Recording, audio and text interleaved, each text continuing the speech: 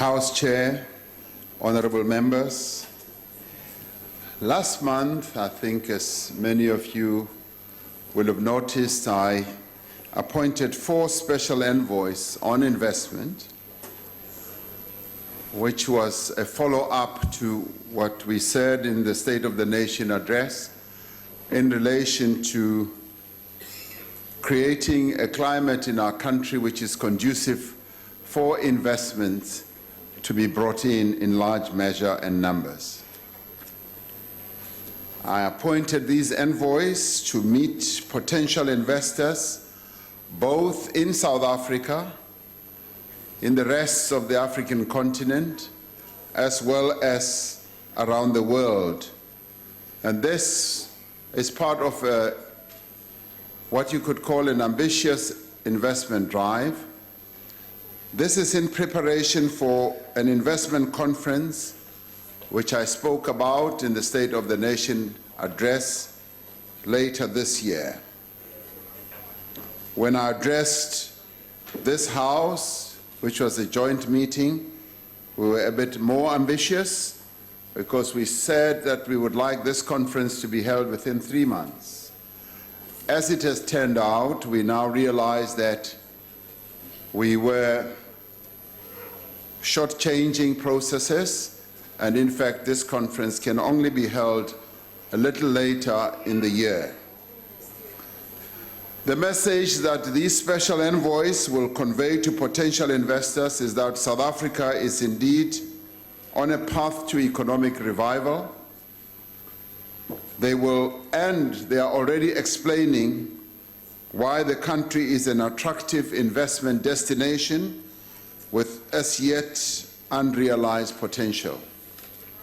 Their message is that South Africa is buoyed by the new optimism with improving business confidence, consumer confidence, as well as an improving investor sentiment. Government is working on a social compact with business and labor, as well as civil society, on a transformed and inclusive growth path of our economy. An important part of building the social compact is the work that has started towards what we also addressed in the State of the Nation address in relation to holding a jobs summit, in which all social partners will make specific commitments to contribute towards faster job creation. The envoys will indicate that the economy, as they are already, that the economy is being well managed, that government is consolidating fiscal debt, our currency has strengthened, and South African bonds are the best performing amongst emerging markets in 2018. Government, they will say, is working to root out corruption and instituting turnaround strategies at our state-owned enterprises. They will also be telling potential investors that new boards are already in place at institutions such as Eskom, Denel, and an interim board has been put in place at PRASA. They will also tell the investing world that we are investing in the development of young people who will drive the economy of our country into the future. Government has begun with the provision of free higher education to students who would otherwise face financial exclusion or hardship. This is what they will tell potential investors. Together with our other interventions in the education system, this will significantly help to boost the capabilities of our workforce. We have launched an initiative in collaboration with the private sector to provide work experience opportunities for 1 million young people over the next 3 years.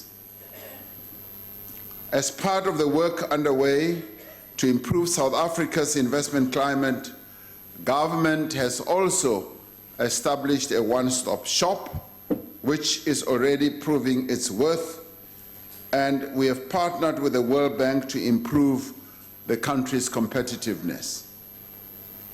The investment envoys will also provide details on the support the government provides in the form of incentives, the government provides in relation to special economic zones to attract and facilitate investment. The investment recruitment drive and indeed the road shows will culminate in the investment conference, which will be a platform for investors to announce new investments and to be exposed to potential opportunities. We are aiming, as you will all have heard, to raise $100 billion in new investment over the next 5 years. More broadly, our aim through this investment drive is to make South Africa an investment destination of choice for many years to come, so that we can achieve sustained growth and create jobs, which will enable us to reduce poverty and also to transform our economy. I thank you. Thank you, Honourable President. Honourable Members, I have been informed that the Honourable PDN Malloy will take charge of the first supplementary question on behalf of the Honourable A.J. Williams in accordance with Rule 137, Section 10, subsection A. The Honourable Malloy. Thank you very much, Chair. Comrade President, thank you very much. You have elaborated on the unique features that makes us an attractive investment destination. So I'm happy with that answer, so I will not repeat it. But then what are the specific roles that must be played by governments, social partners, and the South African citizens to support the work of the Presidential Special Envoys to attract, of course, the investment in our economy? Thank you very much. Thank you very much. We expect that all of us as South Africans will play an active role in making sure that our country is attractive to investments. And all of us, one and all, can play that role. It's not only a role that should be played by government. Indeed, the private sector can also play this role. And we have seen how well they've played this role. They don't only play this role when we go on road shows with them, but they also play these roles by actively participating in various initiatives and interventions that are aimed at improving the investment climate in our country.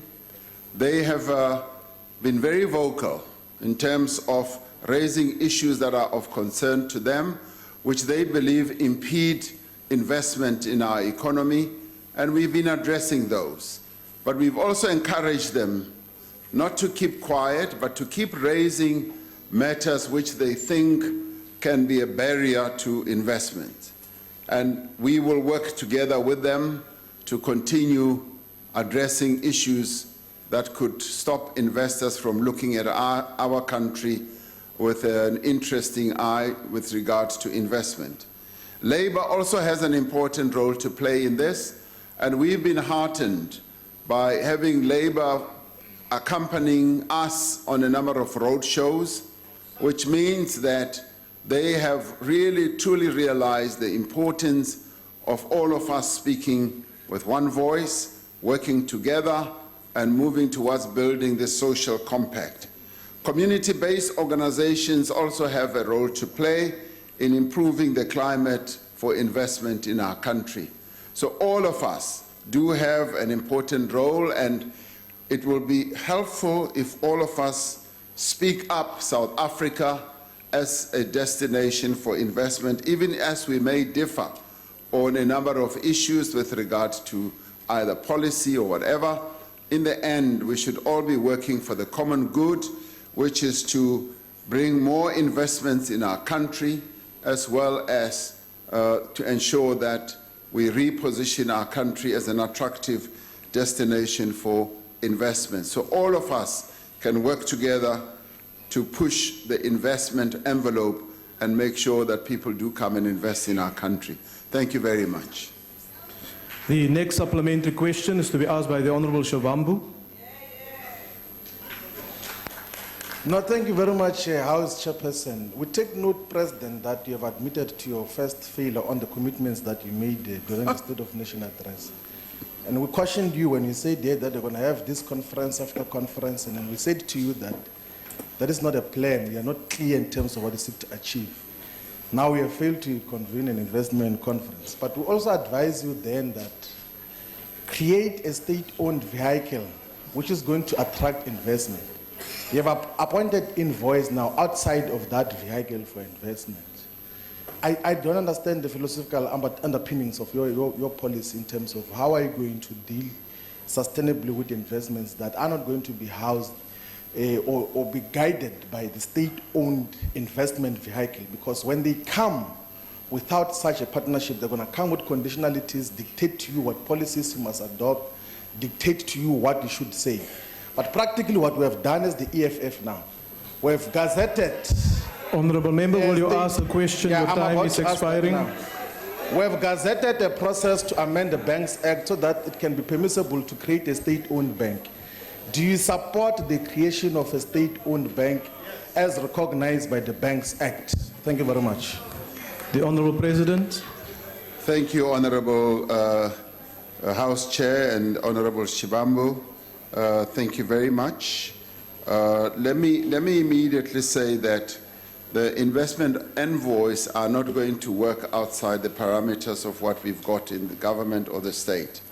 In fact, they are going to work hand in glove with our various government departments, our various ministers, and they are together going to be campaigning for investments to come through to our country.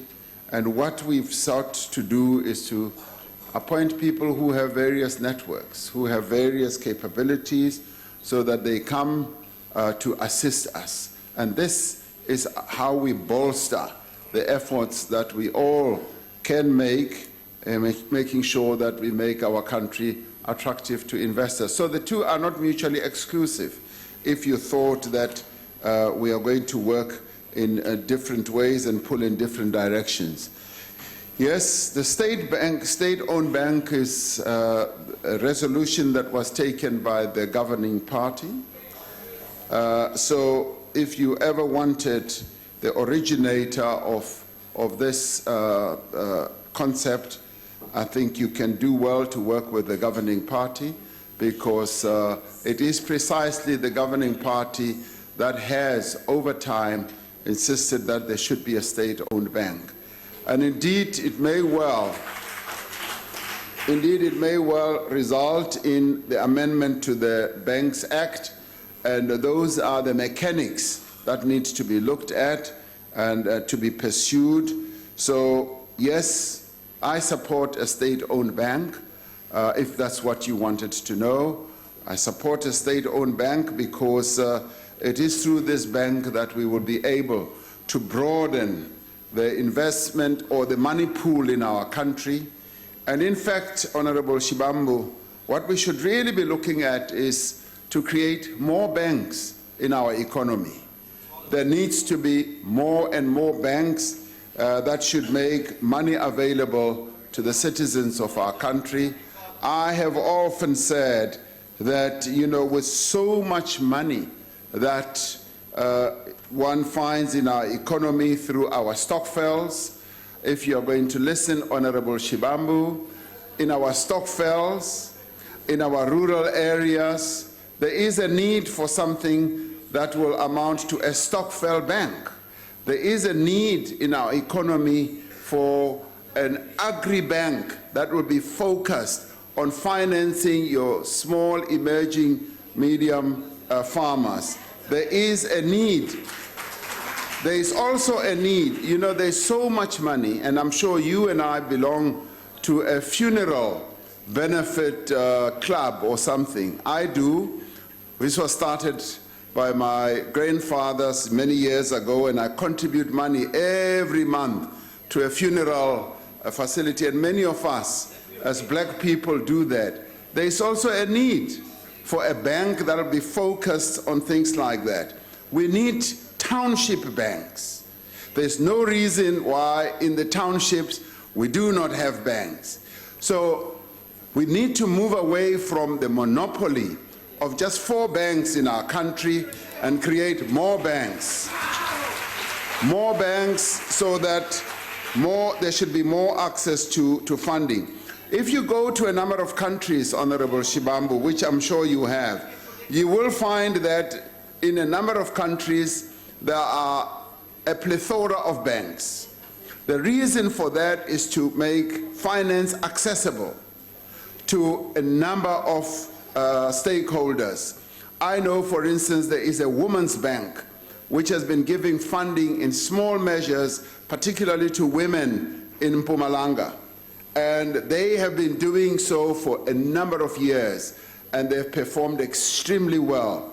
Now, I would have wanted to see this bank spreading its wings and offering small and medium loans to women throughout the length and the breadth of our country.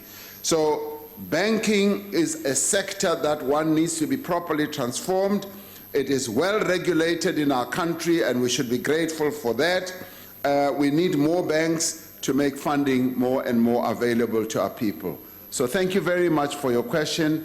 You are on the right track with regard to your support for a state-owned bank. Thank you very much. The next supplementary question is to be asked by the Honourable Esterhuizen. Thank you, House Chair.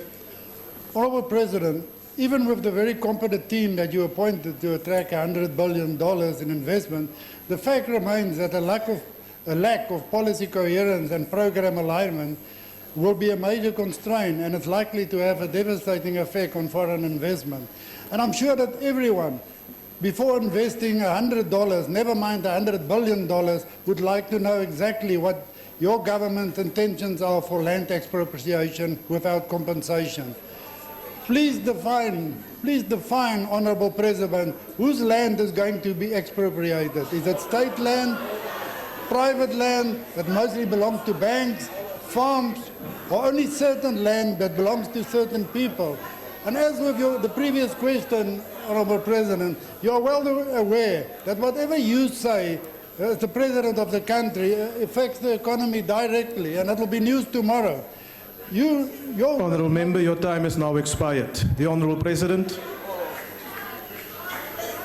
House Chair, thank you very much.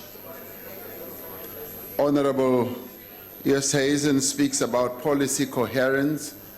And earlier, as I outlined the answer to this question, I did say that the investment envoys are going to be trawling the length and the breadth of the world and telling the investment world that South Africa, 1, is open for business, and 2, policy coherence and policy stability, or rather stability, is becoming more and more entrenched in our country.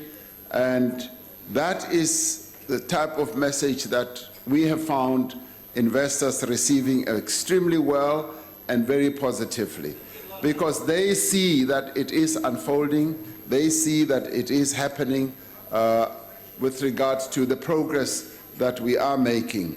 The issue that you have just raised about land is the subject of another question which I will be addressing in a minute or two. So if I can ask you to be patient, because I want to address this question as it has been asked by another member in relation to specifically matters related to your question. Thank you, Honourable Speaker. The last follow-up question on this round is to be asked by the Honourable P.J. Groenewald.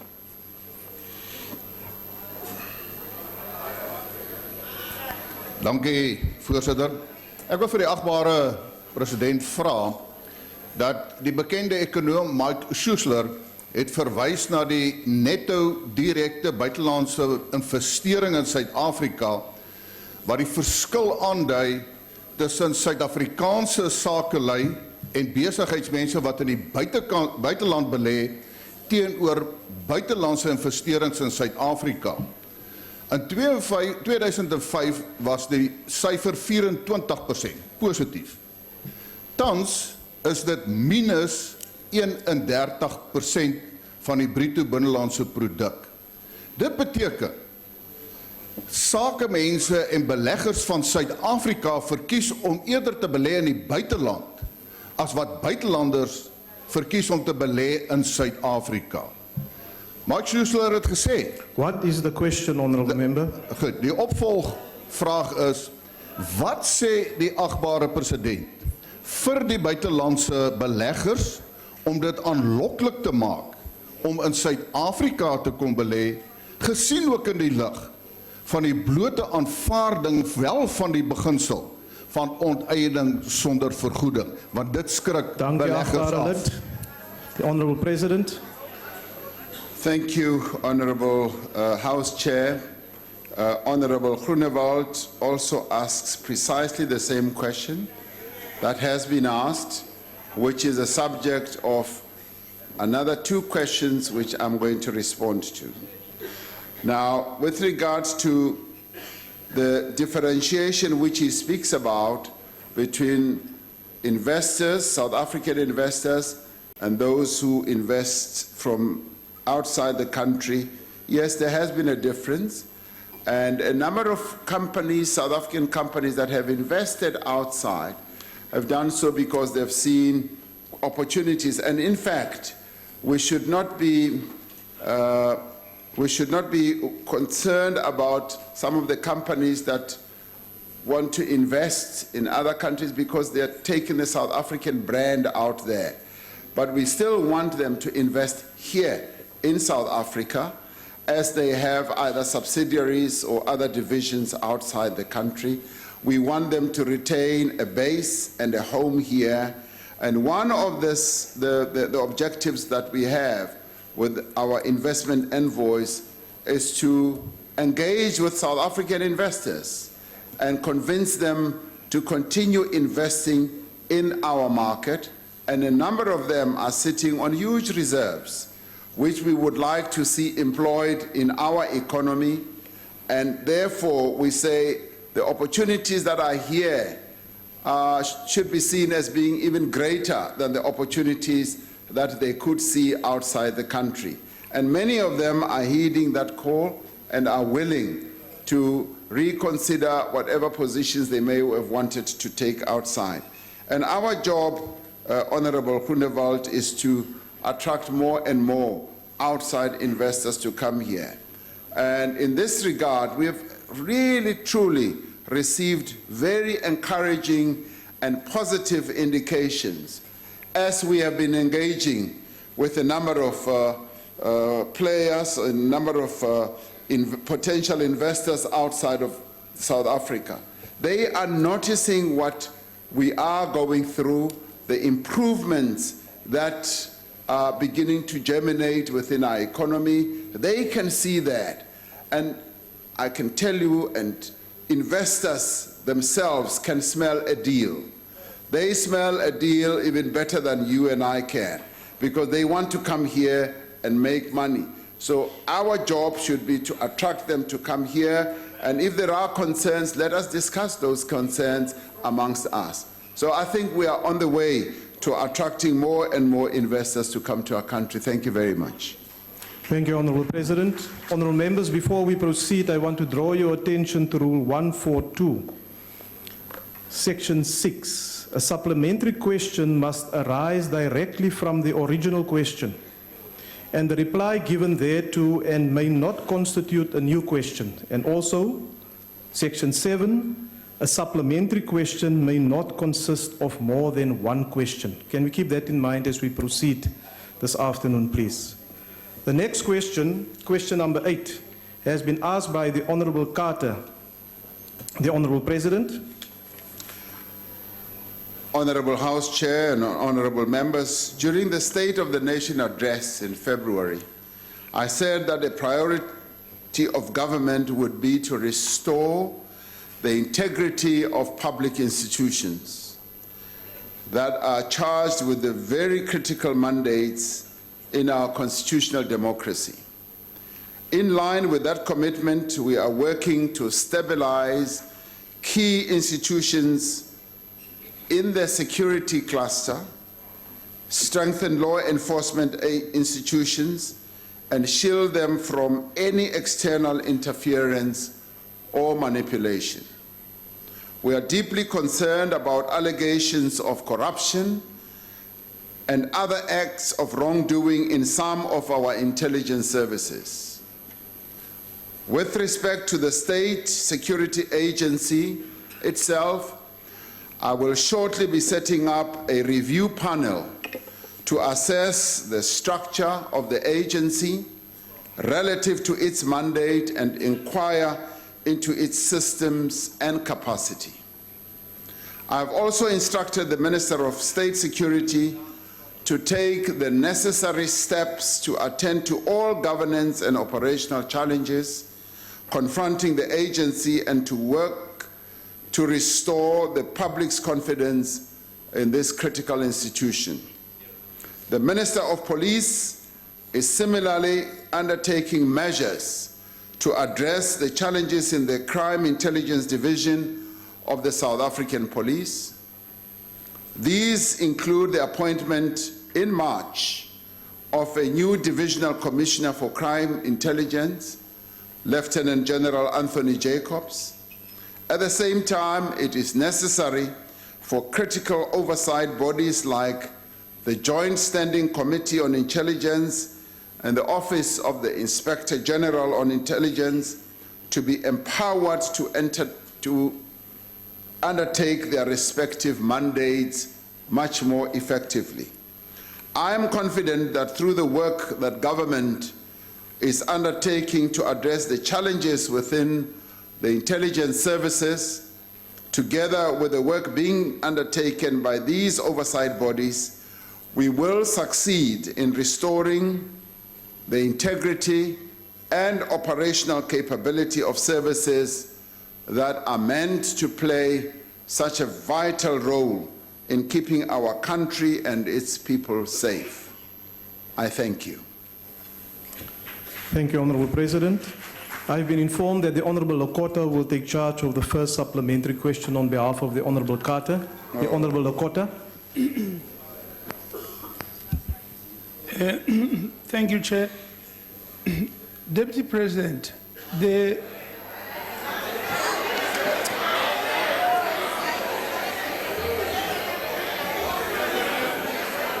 Honorable President,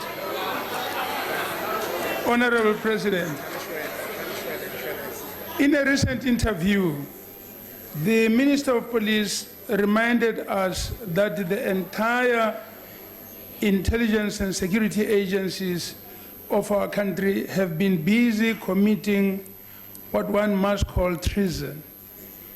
Because he said, and he also said that they need to be brought back into line and to do the job they were meant to do, because they've been doing something different, that they had been used to fight opponents of the governing party and so on and so on. Now, this happened, of course, under your watch because you were the deputy president at that time. Both yourself and the president were in control of affairs. What guarantee can you give us as we sit in this house that the intelligence agencies have already stopped doing the wrong things that they were doing, and that we can be assured that the nation is secure? I thank you. The Honourable President. How Honourable Lekota se o ndimota jwanong motshegare fela so. Honourable Lekota, I'm pleased to inform you that, a number of those issues that you have alluded to, which the Minister of Police articulated in the said interview, are going to be addressed through this review panel that I will be setting up shortly.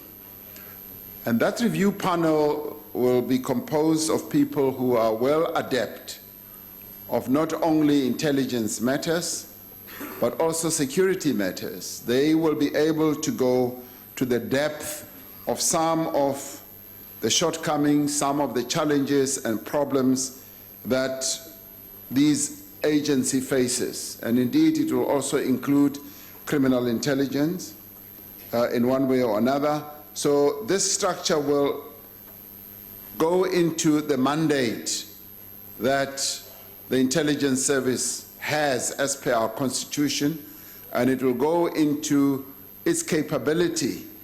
But doing so will also go back into how it has executed that mandate and how best that mandate can be executed going further, and also in terms of implementing and adhering to our constitution. So the guarantee I can give you is that as we do a reform process of all these institutions, we are going to keep an eye on what is set out in our constitution and what is in the interests of the people of South Africa with regard to securing them. So that is something that you can be rest assured about. And we will do precisely just that and make sure that they act in accordance with the Constitution and pay allegiance to no other interest but the Constitution of the Republic of South Africa. Thank you very much. The next follow-up question is to be asked by the Honourable Maimane. Thank you, House Chair. Mr. President, I think all of us would agree we build our reputation on the basis of what we've done, not what we're going to do. And therefore, in this particular instance, I want to understand, Mr. President, one of the gross abuses of state resources was done by former Inspector General, Mr. Arthur Fraser. He was found, in fact, to have been running a covert operation from his private home. In fact, both ministers, Khatebe and Mr. Kwele, say that, in fact, there should be prima facie evidence that proposes that criminal charges must be preferred against him. Now, what I want to understand, Mr. President, is that you've instituted a commission of inquiry into the SARS commissioner. Why is Mr. Fraser being given special treatment? He should be in a correctional service, not running one. So what I want to understand is, why is he being given this special treatment, and will you assure this House that he will be held accountable in this regard? The Honourable President. Thank you, House Chair and Honourable Maimane. The last time I checked, I found that you were the leader of the Democratic Alliance. You still are.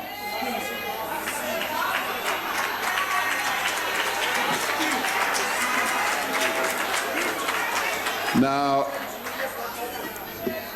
the Democratic Alliance, led by the inquirer, or the person who has just raised the question, has sought to challenge and to question the decision that the President took in relation to Mr. Arthur Fraser. And they have done that not through any type of avenue. They've decided to go to court. So the matter is now before the courts. The matter is before our courts, and much as I would have wanted to engage Mr. Maimane, I have found that I now have to respond to the papers that they have launched in court, which we are going to do, because truly Mr. Maimane and the DA do warrant a response or a reply as to the decision that was taken to have Mr. Arthur Fraser transferred to a separate department away from the department that he was running. So we will be able to provide that answer through those court papers. And as they say, the matter is now sub judice, and I'd like to leave it there so that we can address the matter properly. House Chairperson. Yes, Honourable Member. House Chairperson, I'd like to address you in terms of Rule 89 of the National Assembly rules. As I've said on many occasions before, the MIDI television case in the Constitutional Court of the Republic has rendered the sub judice excuse as invalid in a constitutional environment. And our rules are clear that while you may not talk about the merits of the case, that you are still accountable to answer the question that was posed. It's about why. It's not about the legal action. It's why, sir, why the Honourable the President has treated Mr. Miyani in one way, but treated Mr. Arthur Fraser in a different way. One demoted, one promoted. That's got nothing to do with the matter that's before the case, before the courts. It's not reflecting on the merits of the case, and the President knows that the sub judice rule does not apply in this case, and he must answer the question. Order, honourable members. Honourable President, would you wish to further reply? No, there is not much greater of a reply other than to say, and if they are trying to do an equation between two different cases, one would say that in the case of the intelligence service, we've had to take a number of considerations into account due to the sensitivity and the sensitive nature of our intelligence service. And in paying regard to that, it was thought, I thought, and I decided that it is best to move Mr. Fraser out so that the review panel that I have spoken about can get into the depths of the issues within our intelligence service. And once it gets into those depths, we will see what unfolds. And indeed, if there is further action that needs to be taken, it will be taken. It's just as simple as all that. And I would like members to be aware of the sensitive nature of our intelligence service, and our Joint Standing Committee on Intelligence would also testify to this, and it has been one of the reasons why we have acted in the way that we have. And I'd like members to have an understanding for the sensitive nature of the work that is done by that agency. And the review panel which I've spoken about, yes, and indeed the review panel will also go into the PAN project. That review panel will go into the depths of everything that has to do with our intelligence, which is a highly sensitive matter, and thereafter we will be able to take further decisions. So thank you, Mr. Maimani, for raising it, and unfortunately you have had to take us to court. I would have preferred that due to the sensitive nature of intelligence, which really affects the security of the people of South Africa, we could have dealt with it differently and separately. So we will proceed on that way, and you and I can have a further discussion because of the sensitive nature of this matter. Thank you very much, House Chair. Thank you, Honourable President. The next follow-up question is to be asked by the Honourable Dlamini. Thank you, Chairperson. Mr. President, except being a man that is just walking, can we get your views on the issues relating to ethics, transparency and accountability? The Department of Water and Sanitation is on the verge of collapsing. Billions of rands have been wasted under the leadership of Minister Nomvula Mokonyane. Minister Malusi has spent 800,000 entertaining his wife. And this is the same man who stole government flowers to give to a girlfriend. Minister Zogwana is involved in bribery in the fishing department. So, President, do you think it is sensible to keep these people in your executive? Should South Africans continue to trust you when you continue to work with these people? Thank you. Just before the President reply, I've drawn the attention of members to the relevant rules when it comes to supplementary questions. Honourable President.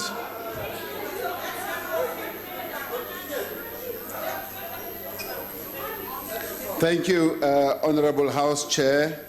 I have noted a number of issues that have been raised by Honourable Dlamini, and he wants to know the extent to which our transparency and accountability stretches. And I can assure you that, yes, we are going to hold members of the executive accountable in a fairly transparent manner to all the things that they get involved in, including myself. That we will be able to do. Now, where there is wrongdoing, Where there is wrongdoing, including myself, we will act. I repeat, where there is wrongdoing, yes, where there is wrongdoing, we will act. That is the extent to which we have committed ourselves to clean government, to accountability, as well as to transparency. Now, this adds up to the various actions that we have been taking to help or to embark on the journey of rooting out corruption in government, and anyone who has been found to have participated in wrongdoing will be dealt with. Thank you very much. The last supplementary question will be asked by the Honourable Swart. Thank you, Chairperson. Thank you, President. President, the ACDP shares concerns and is extremely concerned about the allegations of malfeasance, corruption and gross abuse of state resources at both crime intelligence and the State Security Agency. And whilst we welcome the review panel that you're instituting, clearly there's nothing to prevent investigation and prosecution on the basis of those allegations at this stage. Would you agree that those investigations should continue and that steps should be taken to protect those investigative authorities, such as IPID and other police officials that might be intimidated both by crime intelligence and state security agency from doing their job now of eradicating the rotten apples from these institutions? Thank you so much. Thank you. You may proceed, Honourable President. Thank you, Honourable House Chair. I'm able to confirm that the review panel that is going to be set up in the next few days is going to get involved, as I have already said, in reviewing the mandate, particularly of our intelligence service.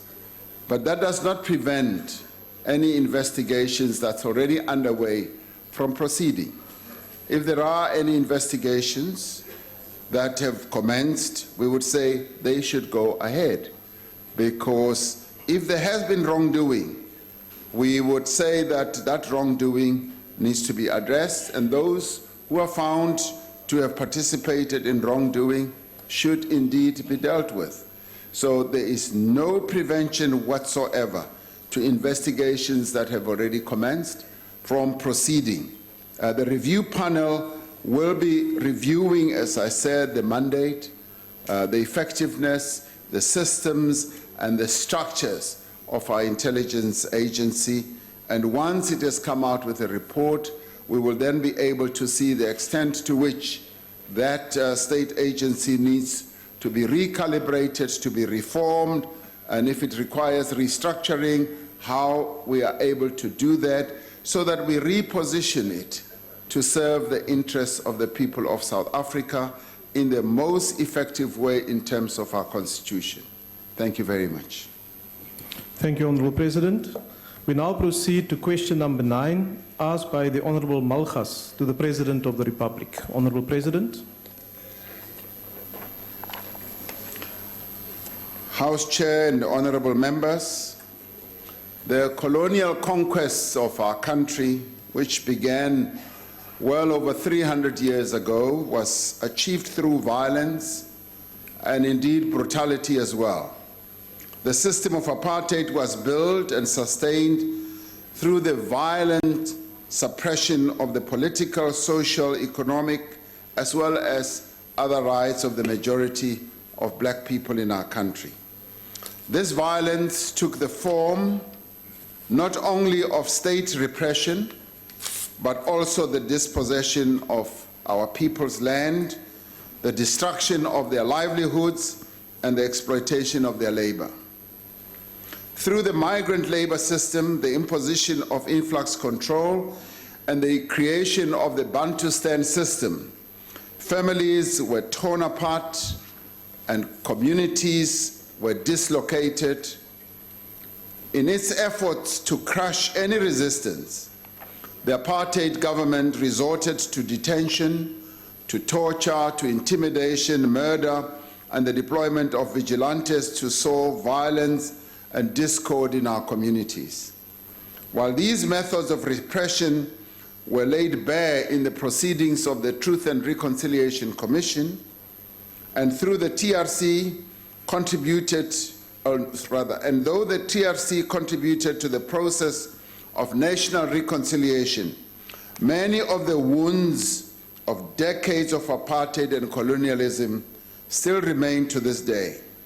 In many ways, we remain a violent society where murder, assault, rape, and contact crimes are still widespread. The alarming levels of violence against women and the abuse of children are a damning indictment on our society. We are particularly concerned at the apparent increase in the instances of femicide where women have been killed by their partners.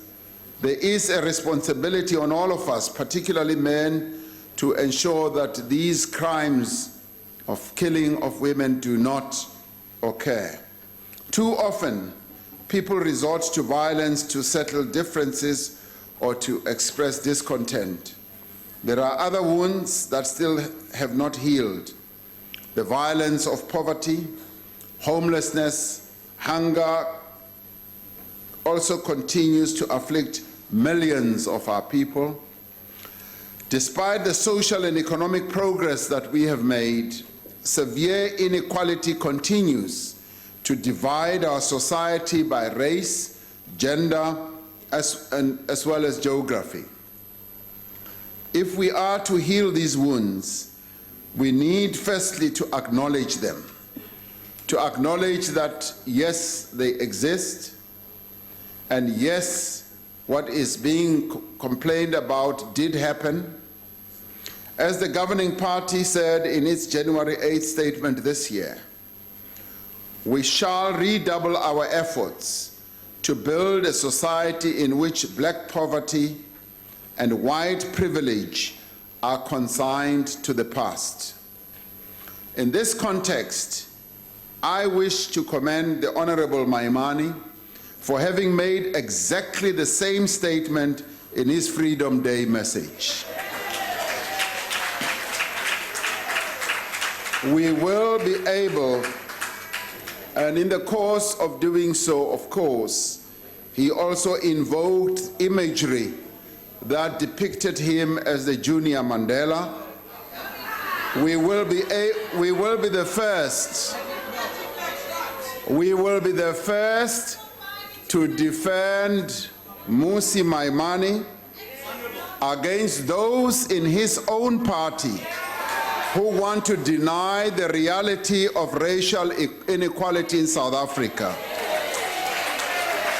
We will rise in unison, Mr. Maimane, to defend you because your message was on point. You were absolutely correct. We were alarmed. We were alarmed to see headlines in a local newspaper which said that the majority of DA members are turning against you because you were telling the truth. We need, secondly, to agree as a nation on the measures we must take to deal with them. Reducing inequality and ending poverty must be at the center of our efforts. This requires a growing inclusive economy, the creation of jobs for all our people, the provision of quality education and the development of skills. It requires government support to the poor through comprehensive social security systems, affordable health care, and the provision of housing and land. It is only by ensuring that everyone has the opportunity to acquire useful skills, to find decent employment, to earn a living wage, to have a house, and to feel safe that we will be able to effectively, yes, heal the wounds of the past. At the same time, we need to build families, communities, and workplaces that are cohesive, stable, and peaceful. That places a responsibility on all of us to act at all times with dignity, with honesty, respect, and goodwill, and to ensure that we are able to bring up our children to value and to live by these principles. We are on our way to build the kind of society which Mamuwini Matigizela Mandela and many of our great leaders dedicated their lives, but we still have some distance to travel. We still have many wounds to heal. And Mr. Maimani, I'd like you to join all of us to continue healing these wounds that were inflicted by our past experience. Thank you very much. Thank you, Honourable House President. Chairperson. Yes, Honourable Member, why are you I'd like to rising? address you in terms of Rule 85. Yes, Honourable As it Member. relates to casting and accusing members of improper motives. I think if anybody in this House should appreciate the fact that you shouldn't read what you believe what you read on the Sunday Member, papers, that should be the Honourable Honourable Member, Ramaphosa. Honourable Member, that is not a point of order. It doesn't apply in this instance. It's a matter for debate and discussion. The Honourable Malgas, do you have a follow-up question? Order, Honourable Members. Of our past. And agree, Honourable Malgas, will you just start again? We couldn't hear the Alright. first part. President, in acknowledging the wounds of our past and agreeing that there are measures that need to be taken to deal with the damage of the past whose legacy remains with us. We have committed ourselves to nation building, guided by our former President Nelson Mandela's vision of nature, of the nature and character of the future society we want to build. With this understanding, what is your assessment of our progress in bringing together our different strata, communities and key stakeholders in the construction of the future we collectively desire to have? I thank you. The Honourable President. Honourable House Chair and Honourable Malgas, thank you very much. We are still trapped by our past, much as we seek to move away from the impact that apartheid has wrought on us. That past still traps us. It still holds us back.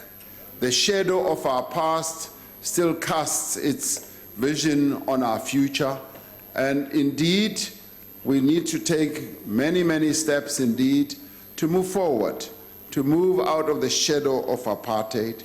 And all of us are therefore called upon to do everything that we can to move away from this sad past and to heal the wounds. And there are many active things that we can do to heal that past. And as I said earlier, the first clearly is to admit that that past is not a fable, that past is a reality. It is only when we accept the reality of what we have gone through that we are then able to deal with the wounds of the present and heal the wounds so that the future may be a lot better for all of us. So actively we need to deal with poverty, because poverty clearly is that gaping wound of our past. We need to deal with inequality, and inequality continues to be the festering wound of the past that was handed down to us by an ugly system of apartheid. And indeed, in these days, we also have to deal with unemployment. And unemployment becomes our constant ugly visitor because many of our people remain unemployed, and that is another wound that we need to dress up. That is another wound that we need to heal, and that is another wound that must be attended to. And indeed, the violence that continues to rage in our society, and violence that is born out of desperation that many of our people are having to face on a daily basis.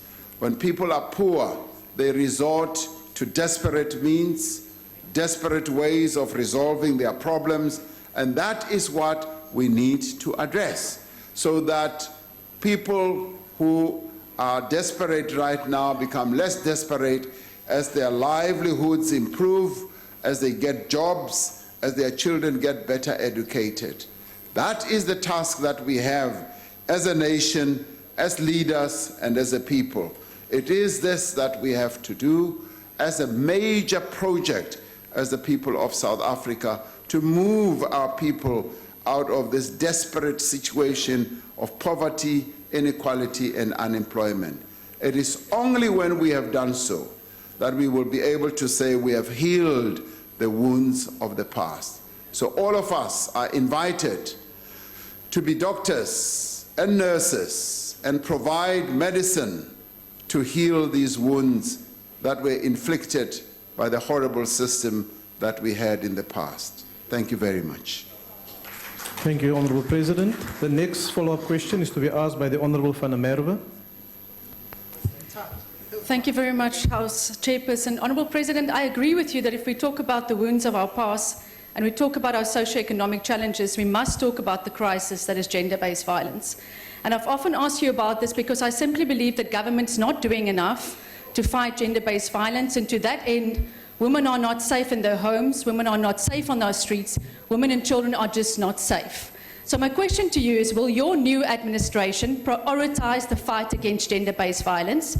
And do you believe that the Honourable Mduduzi Manana, who's already been found guilty of abusing one woman and is now alleged to have abused his domestic worker and then bribed her to drop the case, is still suitable to be an MP for the ruling party? If so, why? Okay, so yeah, let me record and then... The Honourable President.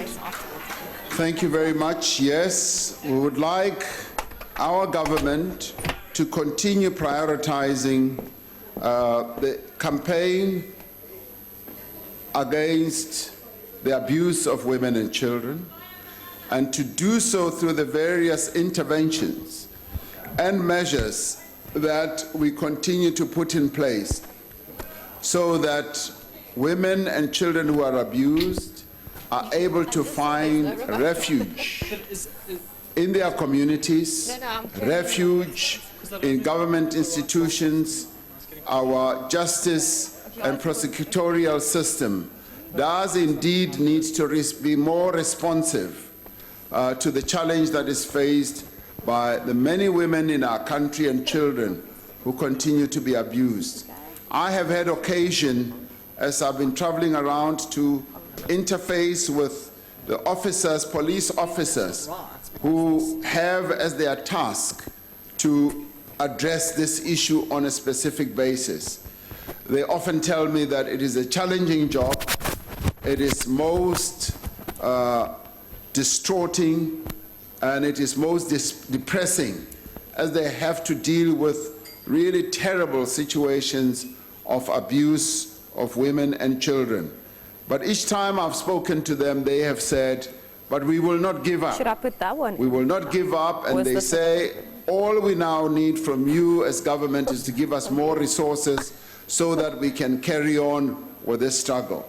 And it is precisely this that we are going to be committed to giving them, and I'd like to see more attention being given to this in my discussions with the Minister of Police. This is an area of focus that we want to shine a light on. And of course, admittedly, these things often happen in the privacy of the homes, where there isn't enough public attention that is given. But we would like to raise the consciousness, particularly of men in our society, about the issue of abuse of women and children. We want to raise this more prominently, but at the same time strengthen the government systems that are going to be there to support women and children. We must also pay tribute to the many organizations in our country that have as their mandate and their agenda as non-governmental organizations they have focus in this area, and we applaud them because many of them do thankless tasks. but they plod on, they continue doing this piece of work. The issues of Member of Parliament Duduzi Banana have not been made known to me in the exact detail that you are describing, and clearly even he, Duduzi Manana, has to go through his own party's systems of accountability, and we need to allow that to happen. It is all very well to sit here and say all this. He needs to go through all this. And yes, I would have seen it in the public arena, but he does need to go through the various processes in his own party. And I think it is best to leave it there, because that is when the real evidence does come through. Thank you very much. Thank you, Honourable President. The next follow-up question is to be asked by the Honourable Chaisa. Thank you very much, Honorable Chairperson. Honorable President, one of the wounds of the past is the issue of land. Yes. Can you please elaborate on the smart system that is going to be used to deal with this issue so that there's no violence at all? Thank you. The Honourable President. I am going to be addressing the issue of land in a while, but all I can say is that clearly, as we address this and a whole number of other challenges that we face, violence should be removed from the equation at all times, because violence is not the way to resolve problems.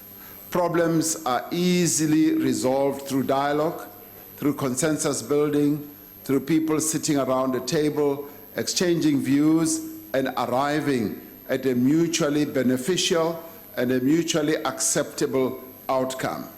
So violence, land grabs, where people resort to self-help measures is not the way to go. And in fact, we will not allow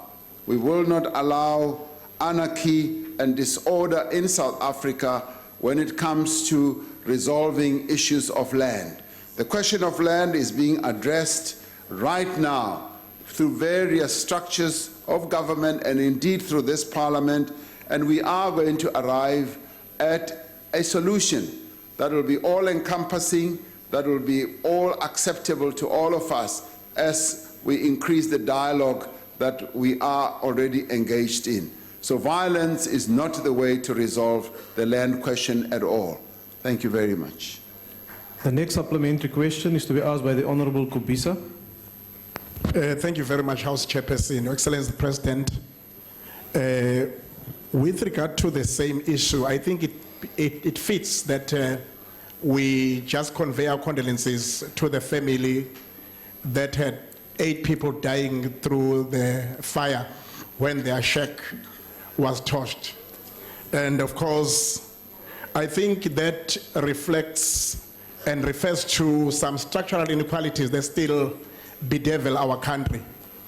And according to the survivor there, and she said that almost all those who died, excluding the children, were unemployed. So it's very painful, and it is alleged that it's an act of arson killing. And I know that the police is still going to work on that one.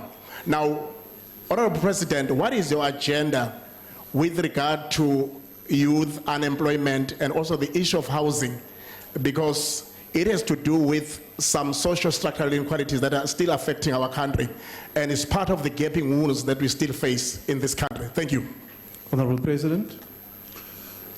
Honourable House Chair and Honourable Kubisa, we have made the challenge and the problem of youth unemployment one of the key areas of focus in our various government programs.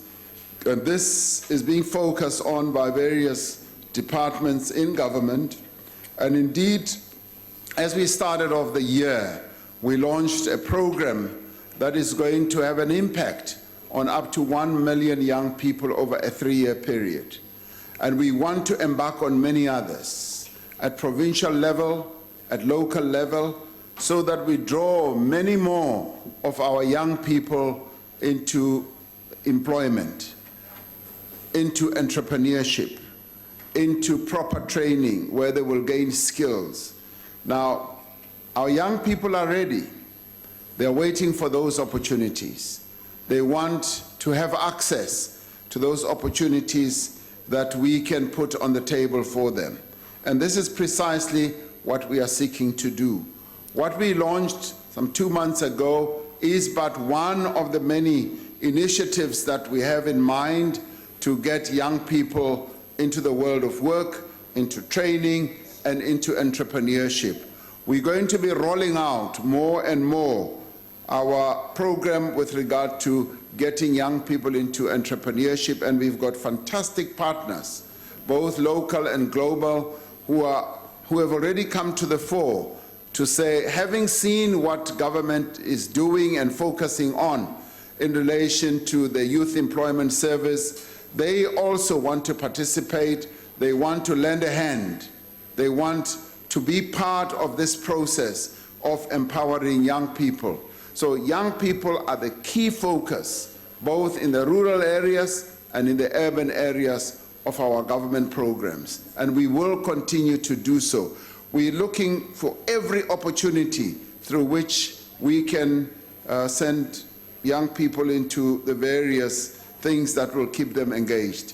I was, as you know, in London recently, and I met a few university professors, and they said, Mr. President, send your young people to us. Send your young people, we will give them scholarships, we will bring them into our universities.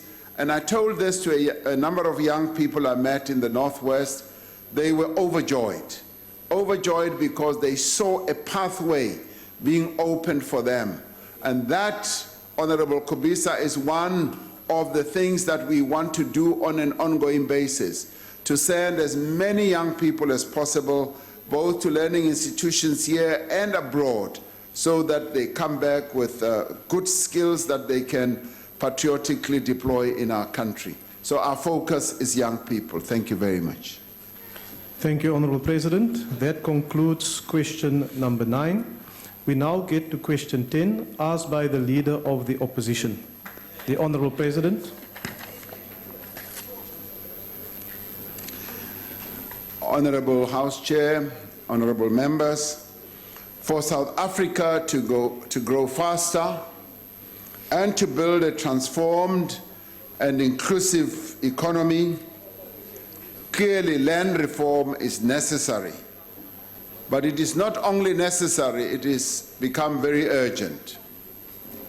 We will advance the 3 elements of land reform: redistribution, restitution, and security of tenure through inclusive dialogue.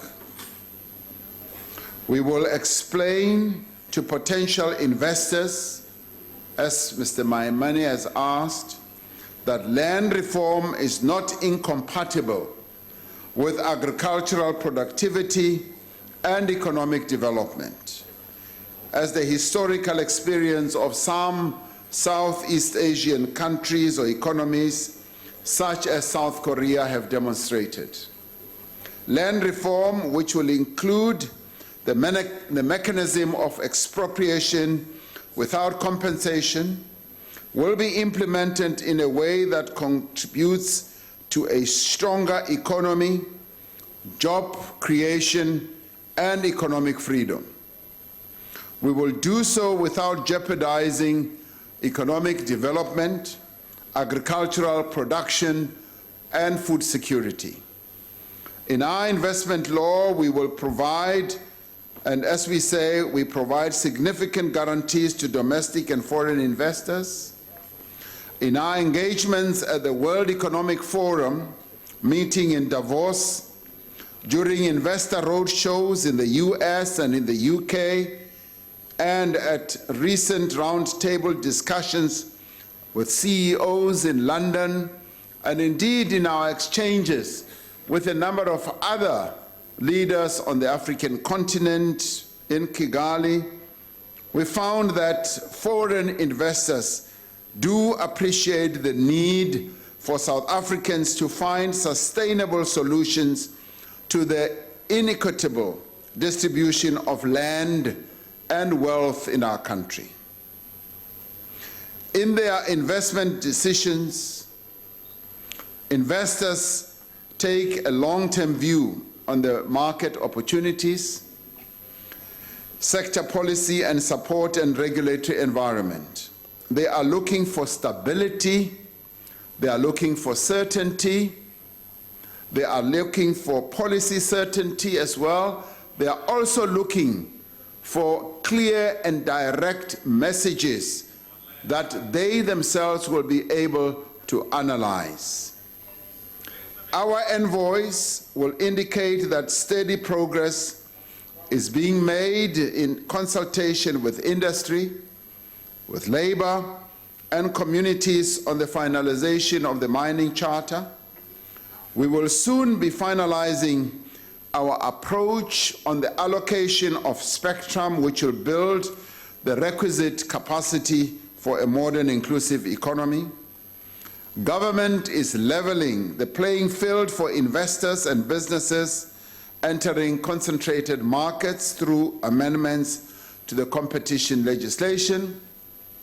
It is significant that Moody's Ratings Agency recently decided to keep South Africa at an investment grade and changed its outlook from negative to stable, affirming the country's recent political and economic developments.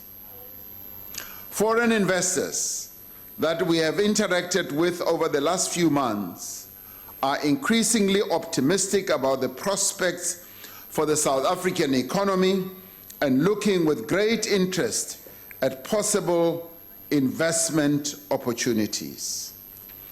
Rather than look at the issue of land reform, the correction of this terrible deed that was done many years ago where land was taken away from our people in negative light, I say let's look at it in positive light. Let's look at it as a great opportunity that all of us have as South Africans to contribute to this debate. So far, I'm told that 140,000 submissions have already been made by the people of South Africa in the initiative that was commenced by this Parliament, by this National Assembly. They are sending submissions on an ongoing basis. And they all have views. They all have suggestions to put forward. They all have certain positions that they want these honorable members who are here to heed. And I'm saying, let us allow that dialogue to continue. Soon, the structure that we put in place will be going around the country to hold consultations and to listen to our people. Our people have views.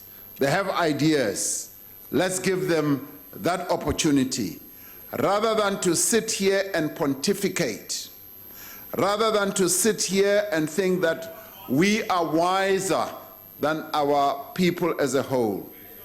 140,000 people have already submitted, and I think it is likely to top even 500,000 soon. There have been two other processes that our people have engaged in. The first was when the Freedom Charter was drafted. Thousands and thousands of our people participated. They wrote their submissions, and some were written on brown paper, some were written on newspaper pages, some were even written on toilet paper and sent through to the Congress of the People to deliberate on the aspirations of our people. That resulted in the endorsement and the drafting of the most important document that we have ever had in our country, apart from our Constitution, a document that whose pronouncements have found their way in our Constitution, the Freedom Charter. The next opportunity was when our people participated in the drafting of our Constitution. More than 1 million people made submissions, and the National Assembly, or the Constitutional Assembly, that met in this very house considered the various views that our people had to give, and we did not pontificate. We listened to our people, and finally we came to a conclusion which resulted in the Constitution that governs how we function here. Now I'm saying, let us give our people an opportunity to voice their feelings, their aspirations about land. Land remains a deep wound that was inflicted on our people. Let our people go through their healing process and deal with the issue of land as effectively as they want to. So let us engage in dialogue. Mr. Maimane, allow our people to express their views, and once that process is done, we will then, with the hindsight of wisdom that will have come from our people, we will then be able to take a decision. Right now, we have a constitutional construct that has set in motion various processes and indeed various principles. Our people are saying, we want this wound to heal. Let us address this wound and let us listen to our people because they are talking. Thank you very much. Thank you, Honourable President. The first supplementary question is to be asked by the Honourable Leader of the Opposition.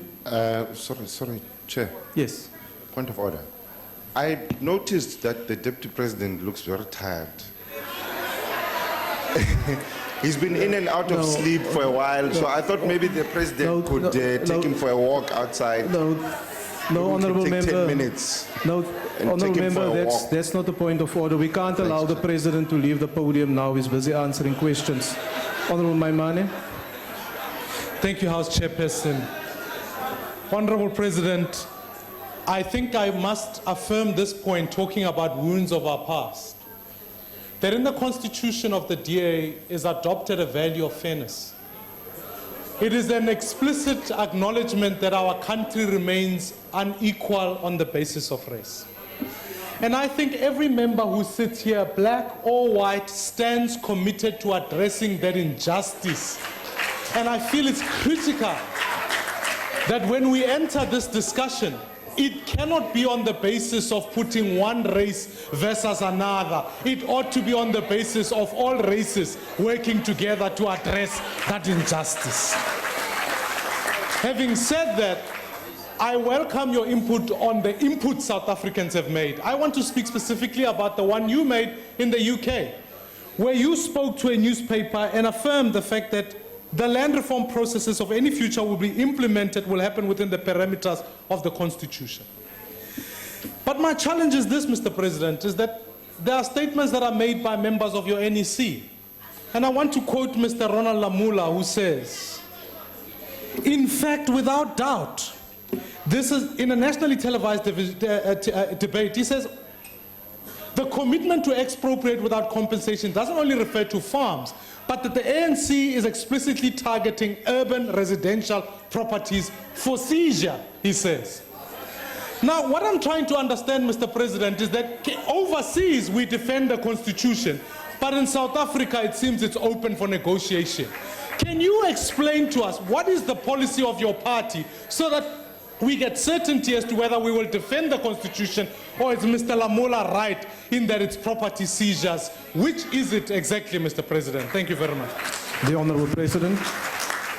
Thank you, Honourable House Chair and Honourable Maimane. Thank you very much. The process that we have started here, which really was given rise to by the resolution of the governing party in December, when it resolved that we need to address this whole issue of land reform through the mechanism of expropriating land without compensation. It's clearly a process which, having been embraced by this House, is going to lead to an outcome. An outcome, Mr. Maimane, which I am sure you are going to be part of, as you are part of this House. We are now currently involved in this very process. Now, clearly, the policy of the governing party is very clear. We need to move on with land reform and restore the dignity of our people. But for me, more importantly, to look at land with new eyes, as it were, to look at land as an economic resource that was taken away by force from the majority of our people, to restore that economic resource into the hands of our people so that they can have a livelihood, they can have an economic capability which is going to improve their lives. And the Freedom Charter is very clear on this. And it says, as early as 1955, our forebears complained about this and said, or raised an aspiration, or articulated an aspiration, and said that the land shall be shared amongst those who work it. And therefore, we want that land to be shared amongst our people. Our people must be able to share the land. And I'd like those who say that the land must not be shared to stand up and say, we are not prepared to share the land. I want those to stand up and say so, because that is the most important. And if you like, that is the most reasonable demand from our people. And they are not saying, we want the land to the exclusion of everyone else. They are saying, we want the land, as it was said by our forebears in 1955, to be shared amongst who work it. Now, if we come to urban land, indeed, there is land there that has been kept away from our people, and they are in need of housing. And they don't want to eat the land. They don't want to abuse the land. They want to utilize the land to have houses. And those who say that our people must not have houses must stand up and say, we do not want you to have houses. Because that is the most important demand that poor people are making. And our job, our task is to respond to the needs of our people. We have to respond, and we've got, Mr. Maimane, to find ways and means. The mayor of Johannesburg has been taking buildings that are derelict, buildings that owe quite a bit of money. He's been taking them, and he's been taking them without any form of compensation and transforming them into living abodes for our people. And if that is not true, that is something that needs to be looked at, that our people need housing, and we need to respond to housing and share living abodes. Those who do not have houses must also have houses. Those who do not have land must also have land, and therefore land must be shared amongst our people. And that is a demand, Mr. Steenhuisen, that is a demand that will never go away. For people who think that the issue of land in South Africa will be swept under the carpet, I say, wake up, my friend, smell the coffee. It is not going to happen. Our people want the land. So our task, and I want to repeat what I said earlier, even for those who are seeking to go around the world to mobilize the international community against their own country, I want to say to you, come back home. Come back home, let us sit around a table, let us find a solution on this issue of land. Our people have shown the best form that they have to make submissions. They have come forward, they've put submissions on the table. Let us engage with those submissions. In the end, the decision that will be taken on this issue is going to be a decision that will be owned by all of us, and it will be born out of dialogue, it will be born out of consensus seeking, and it is the type of decision that will take this country forward. This country is ready to take off. Let us use land to make South Africa move forward. And thank you very much. Thank you, Honourable President. The next supplementary question is to be asked by the Honourable Tobias. Thank you, Honourable Chairperson. Your Excellency, Mr. President, as we forge social impact, how will government address the original sin of land dispossession, which the Constitution of the Republic of South Africa enjoins us to address within the growth targets and the developmental plan by addressing expropriation without compensation, as our people are starting to lose patience? Indeed, we need to address this original sin. We welcome also the proposal that you have put on the table. We just need to know how will government move forward with the social compact. I thank you. The Honourable President. Thank you, Honourable House Chair. Clearly, government in the end will implement the decisions that have been taken by the governing party on this matter of land. But it is also going to take its cue from what this House is going to decide with regard to the issue that is now in our Constitutional Review Committee. And once that process has been concluded with the inputs of all our people, government will then be able to move forward. But as it is now, government indeed is moving ahead to address the issue of restitution of land, redistribution of land, and making sure that there is security of tenure. There are a number of people in our country who do not have security of tenure, who have real serious challenges with regard to their own rights. A number of them are labor tenants who are being kicked off their the places where they are and grew up and were born. And those rights need to be secured because they've been degraded. And indeed, there are quite a number of other people who are entitled to restitution. Some are entitled to their title deeds. And all those matters, government needs to move ahead and address. And in some cases, there's been slow pace with regard to restituting land to them. We are now looking at all that and saying they must be fast-paced. We must make sure that indeed that land is handed back to them. And all this is being done, yes, within the constitutional parameters we have, because we are a country that is governed by the rule of law.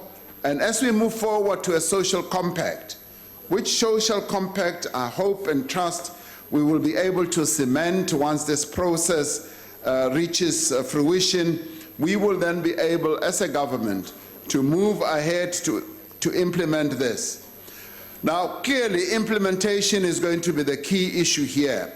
We are going to make sure that we do implement the decisions that will have been taken. We will make sure that we do not sit on our laurels whilst our people are hungry for land. We will want to implement whatever decision that will have been taken. So implementation is going to be the key determinant, and we must say that in the past, yes, it may well have been slow. We are now going to fast-pace this implementation process so that we address this key issue that our people have wanted to see addressed over a long time. Thank you very much, House Chair. Thank you, Honourable President. The next follow-up question is to be asked by the Honourable Shavambu. No, thank you very much, House Chairperson. So the Secretary General of the EFF yesterday collected an LLB degree from the University of South Africa with 18 distinctions. Yeah. So he says that it is common cause that the expropriation of land without compensation discourse has been championed by the economic freedom fighters. And of course, the ANC took a resolution in the 54th conference that said that there must be, as part of the mechanisms, expropriation of land without compensation. But there are beginning to be some quasi-legalistic, narrow, non-political views from members of the National Executive Committee, like charlatans like Godongwani and Jeremy Cronin, are beginning to speak in double tongue in terms of whether we're going to expropriate land without compensation and whether we're going to change the Point of order, House Chair. Honorable Shavambu, can I just take the point of order, please? Yes, Honourable Member. Is it parliamentary to call a member of parliament a charlatan? No, Honourable Shavambu. Let's address the members in a respectful term and withdraw that remark, please. We'll deal with that. No, Honourable Shavambu, you must withdraw that remark. Mr. Cronin, yes. No, just withdraw the word charlatan, please. Mr. Cronin, but the word charlatan means a person who claims to know something which does not know. Just withdraw the remark, please. But there's no let's rule get on that with says that. let's get on with the business and withdraw the remark. Okay, that's fine. Let me withdraw. I'll come back to Thank that you. later on. You've got a few seconds left to ask your question, eh? In your response, President, I'm too cash to come in. Ngaku ama rukona kona kali yako ifana iteka msaba nga hakelang. I'm too cash na ngwena ngaku na ngwema ilahla sisuku. Ateka msaba kumbe I take now. So question equal, are we going to expropriate land without compensation? Are we going to change the constitution because the mandate of this house is that we should expropriate land without compensation and we must engage in process which ultimately should amend section 25(2) of the constitution that says that all expropriation should be subject to compensation. Please come out clear this time. Thank you very much. The Honourable President. Thank you.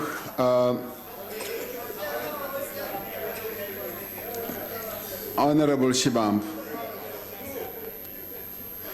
Resolution lay yi leyi nga tekiwa ka 54th conference ya ANC na tshemba ku ri mi yi hlaye kahle ni tshemba ku ri loko mi hete ku yi hlaya mi zi mi vona ku ri no swantswa n'wina mi ri EFF mi tsutsuma swinene mi tsutsume swinene mi ta laha loko mi fika laha mi ku no resolution leyi nga tekiwa ka conference se hi lava ku yi endla ya hina manjeni. On a point of order, Chair. What is the point of order, Honourable Member? Order, Honourable Members. What is the point of order? So the common cause I spoke about earlier, so the President is not... What is the point of order? The President is misleading the House deliberately because the founding manifesto of the EFF... No, Honourable Member... The election manifesto that's of the a point for which debate. happened before the ANC conference. Honourable Shavambu... They've got clear commitment to expropriation... That is a point for debate. Please take your seat now. Do not take anything from the ANC. Instead, Honourable the ANC Shavambu, is learning from us. please take your seat now. This Thank you. Position. Honourable President. The Honourable President. Chair. Yes. President, first cardinal pillar of EFF. No, Honourable Member, land please take your seat. Honourable President, will you respond, please? Honourable House Chair, I can see that I've touched a very sensitive chord. Now,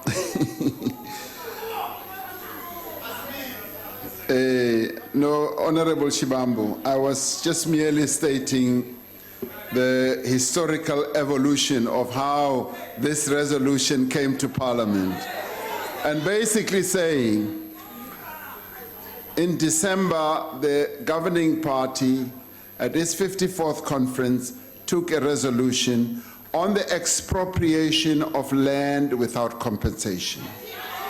Very clear position. And I want to repeat, soon after that resolution was taken, the EFF was the first in class to come to this Parliament to say, we are now going to appropriate that resolution of the African National Congress. We are now going to put it before Parliament. And that's what you did. Now, I want to credit you. Point of order. Honourable President, will you just take your seat? Why are you rising, Honourable Member? I rise on a point of order because the president is misleading this house and the public. In this way. In this way. He says his account. Chair, House Chair. It's a House Chair, just before that. House Chair, just before that. Chair, stand up on a point of order. Can you please protect me? Order, honorable members. Can you please protect me? Honorable member, I'll come back to you. I'll come back to you. Order, honorable members. Yes, The make your point, president honorable member. deliberately mislead this house and the public in this way. He says in his answer, he gives an accurate account of the evolution of the resolution and the public discourse on the land So what is your expropriation point of order? without compensation. Now here is the right and correct evolution. No, honorable member, we've gone through this, really.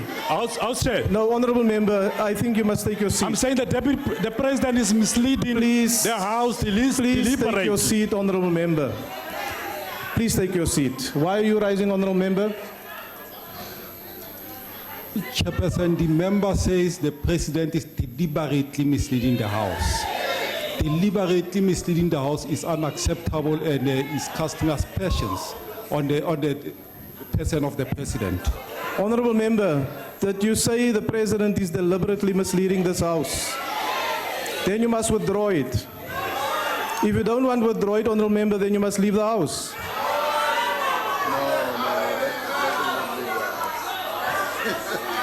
Honorable Matiase. No, honorable member, I'm busy. No, take your seat. I'll come back to you. I'm busy dealing with the honorable Matiase. I'll come to you. Nobody, Chair, he is... No, take your seat, honorable member. Please take your seat. Honorable Matiase, are you going to withdraw the remark?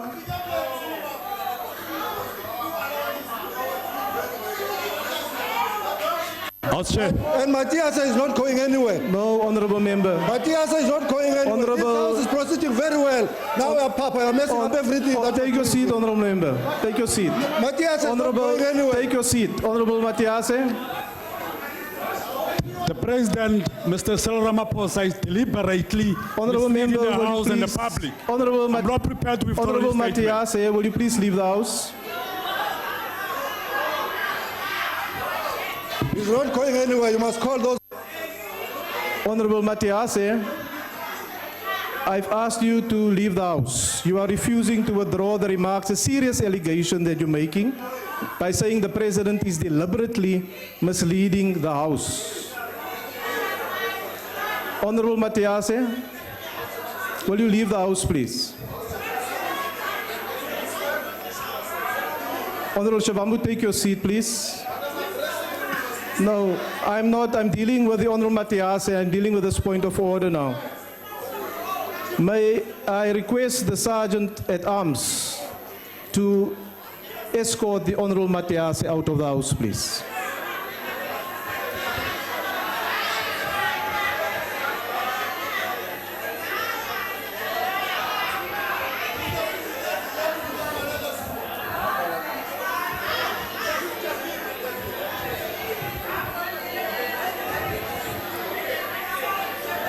I'm dealing with this point of order that I made a ruling on, and afterwards I'll come back to you.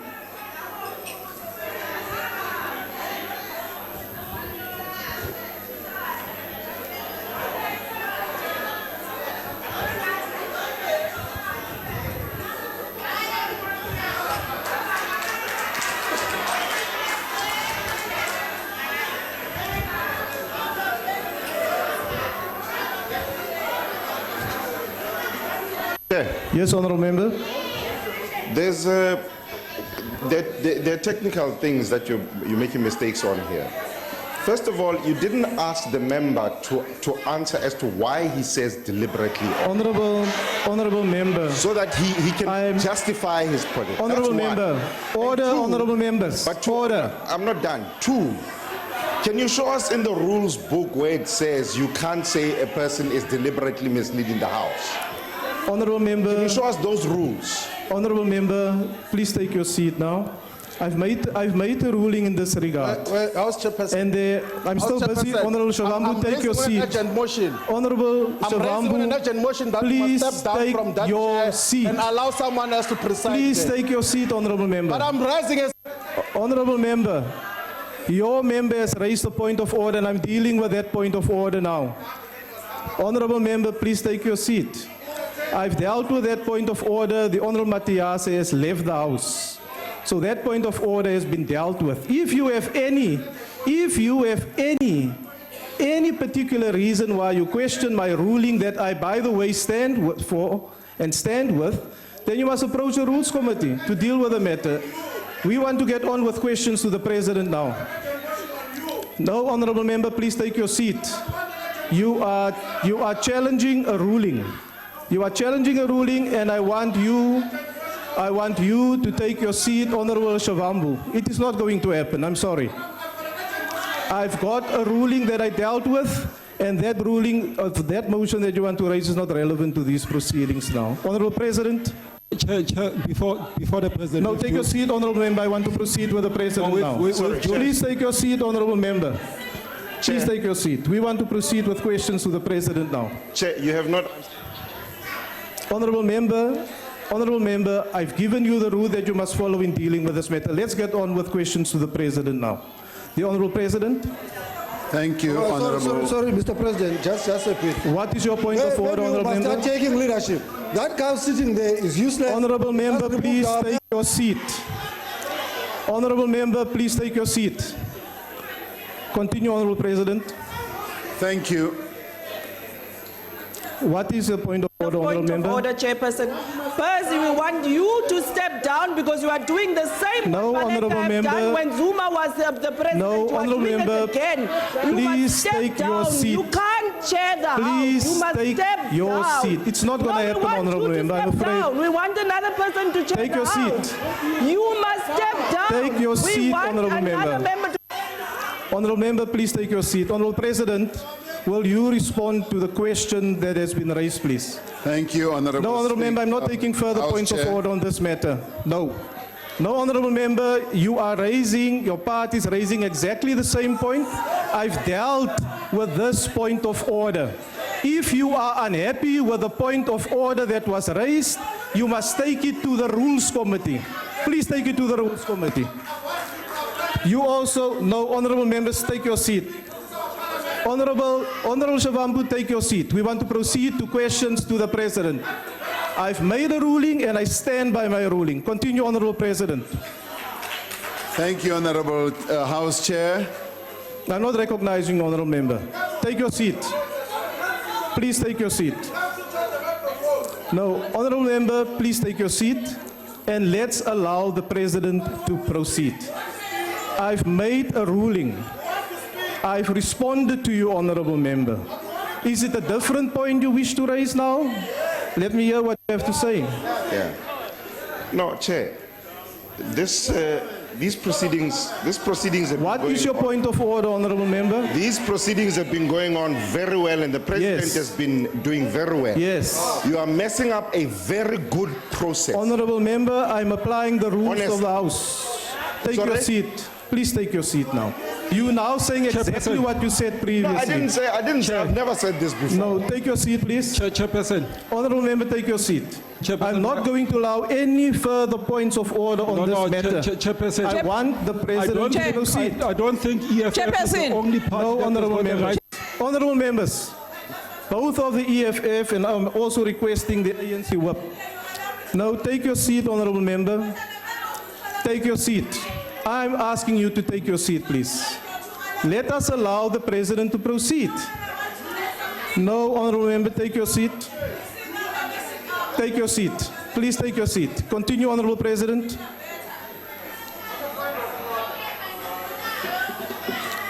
of order. Honorable Shavambu, Yeah, but can why you are you point of rising? order? What rule is preventing you to put a special urgent motion against you that you must step down now? Honorable Which rule are you Member, using? we are dealing with But questions you are to proposing the that you must President. step down. Honorable Member, take your seat. No, I'm not going to step down. You can be assured of that. I've made a ruling and I stand by my ruling. Order, honorable members. Order. Take your seats. Honorable President, will you continue, please? Honorable President, will you continue, please? Honorable President, will you continue, please? Thank you, Honorable Take your seat, House please. Chair. Thank you. Honorable Shibambo. I'm not recognizing any further points of order on this matter. We are going to proceed. We are going to proceed, honorable members. Really, really. Please take your seat. I've made a ruling on a point that you are unhappy with, and you can pursue the National Assembly Rules Committee on this matter. Honorable member, is it different from what has been said earlier? Yes, honorable member. Okay, thank you very much. Before the president can continue, please just step down. Honorable member, take your seat, please. Take your seat. Continue, honorable president. Thank you, Honorable House Chair. I was at the point of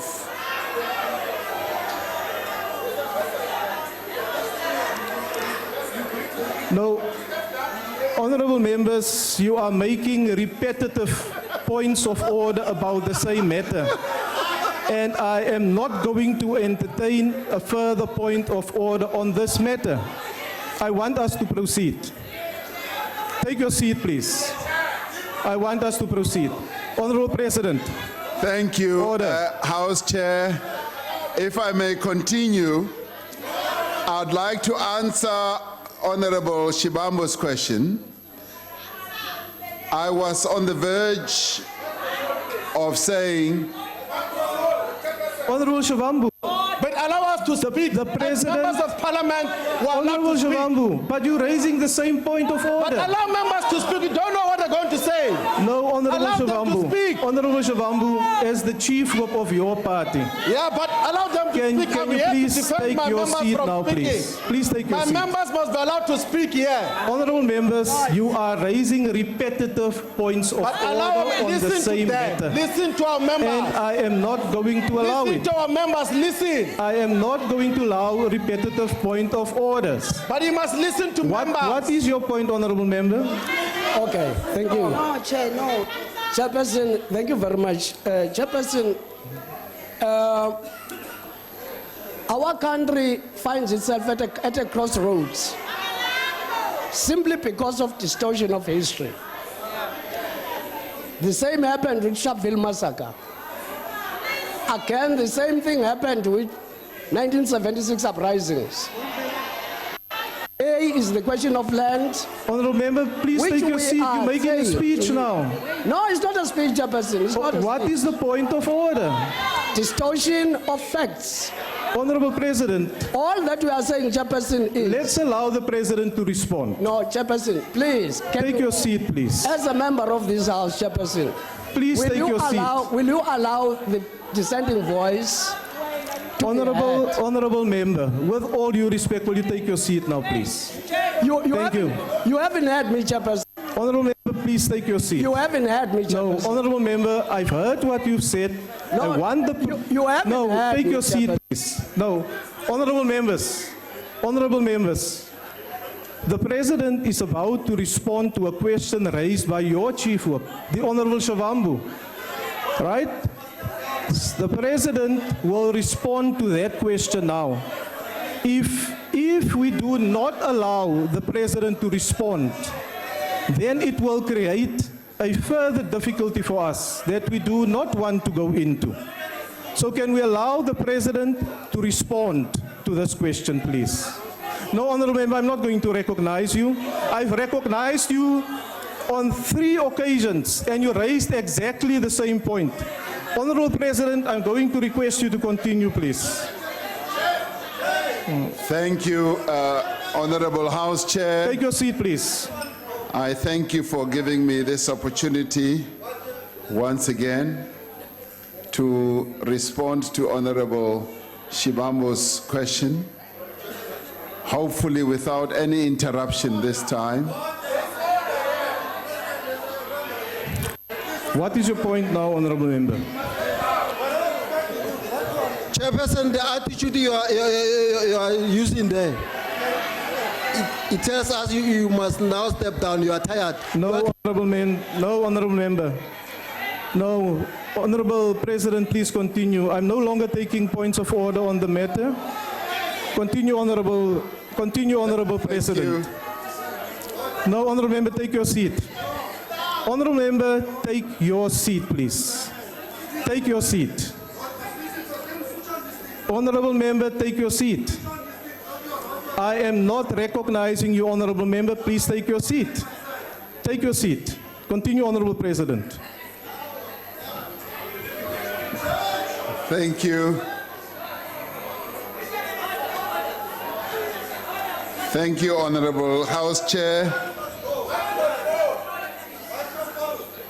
Honorable members, you are not the only members in this House.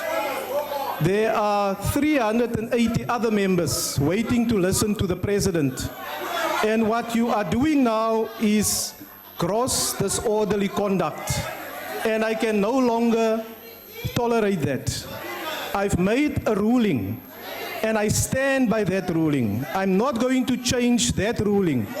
If you are not willing to be part of these proceedings, then you are more than welcome to leave so that we can continue with the business of the House.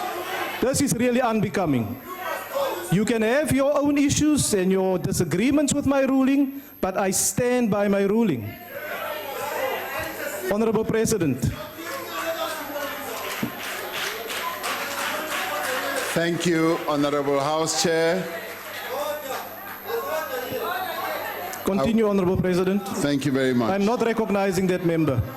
Honorable Shibambu, I had wanted to say...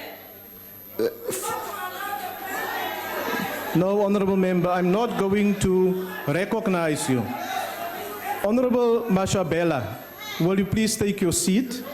I want to allow the President to continue. Honorable President. Thank you, Honorable House Chair. I'd wanted to say to Honorable Shibambu that following the passing of the resolution of the governing party, the EFF introduced the motion here, which in a number of ways has unleashed, the adoption of that motion has unleashed a wonderful process, a process of debate, dialogue, discussion throughout the length and the breadth of the country. And indeed, as the motion states, as the resolution was, that we should now look at land in a different way. We should be able to use various mechanisms to deal with the land question, and one of those is the expropriation of land without compensation, taking into account that as we do so, we should not harm the economy, we should increase agricultural production as well as food security. That is the motion or the resolution of the African National Congress, which I believe in, which was passed by the 54th Conference, to answer your question directly. What we have now unleashed is this wonderful, all-empowering process, which, as I said, is already proving to include and involve quite a number of people in our country. Let us allow that process to continue so that our people get fully engaged in this discussion and debate and dialogue, and we will end up with a very wonderful product where all South Africans will have a sense that they now are part of the outcome that will have been arrived at, the one of dealing with land. And so with that, Honorable Shibambu, I say, let us continue and engage on this issue. EFF is entitled to put forward its view, as is the ANC, as is the DA, and indeed all other parties that are represented here on this issue. And let us be sure that there are quite a number of other people outside of this National Assembly who also want to put their views forward, and they should be allowed to do so. So let the discussions ensue and let people get engaged in these discussions. And let us persuade one another. Let us find one another as we seek to persuade one another. Ek sê ons moet nou aangaan, ons moet mooi praat, ons moet ook lekker praat. Ons moet ook saamwerk sodat die einde van hierdie debat moet 'n baie mooi debat wees waar almal van ons can say that indeed we've engaged in a debate where each one of us has contributed to the further development and building of our democracy and ensuring that South Africa becomes a successful country. Laat ons nou aangaan. Thank you very much. The Honourable Tebekulu. Point of order. Yes, Honourable Member.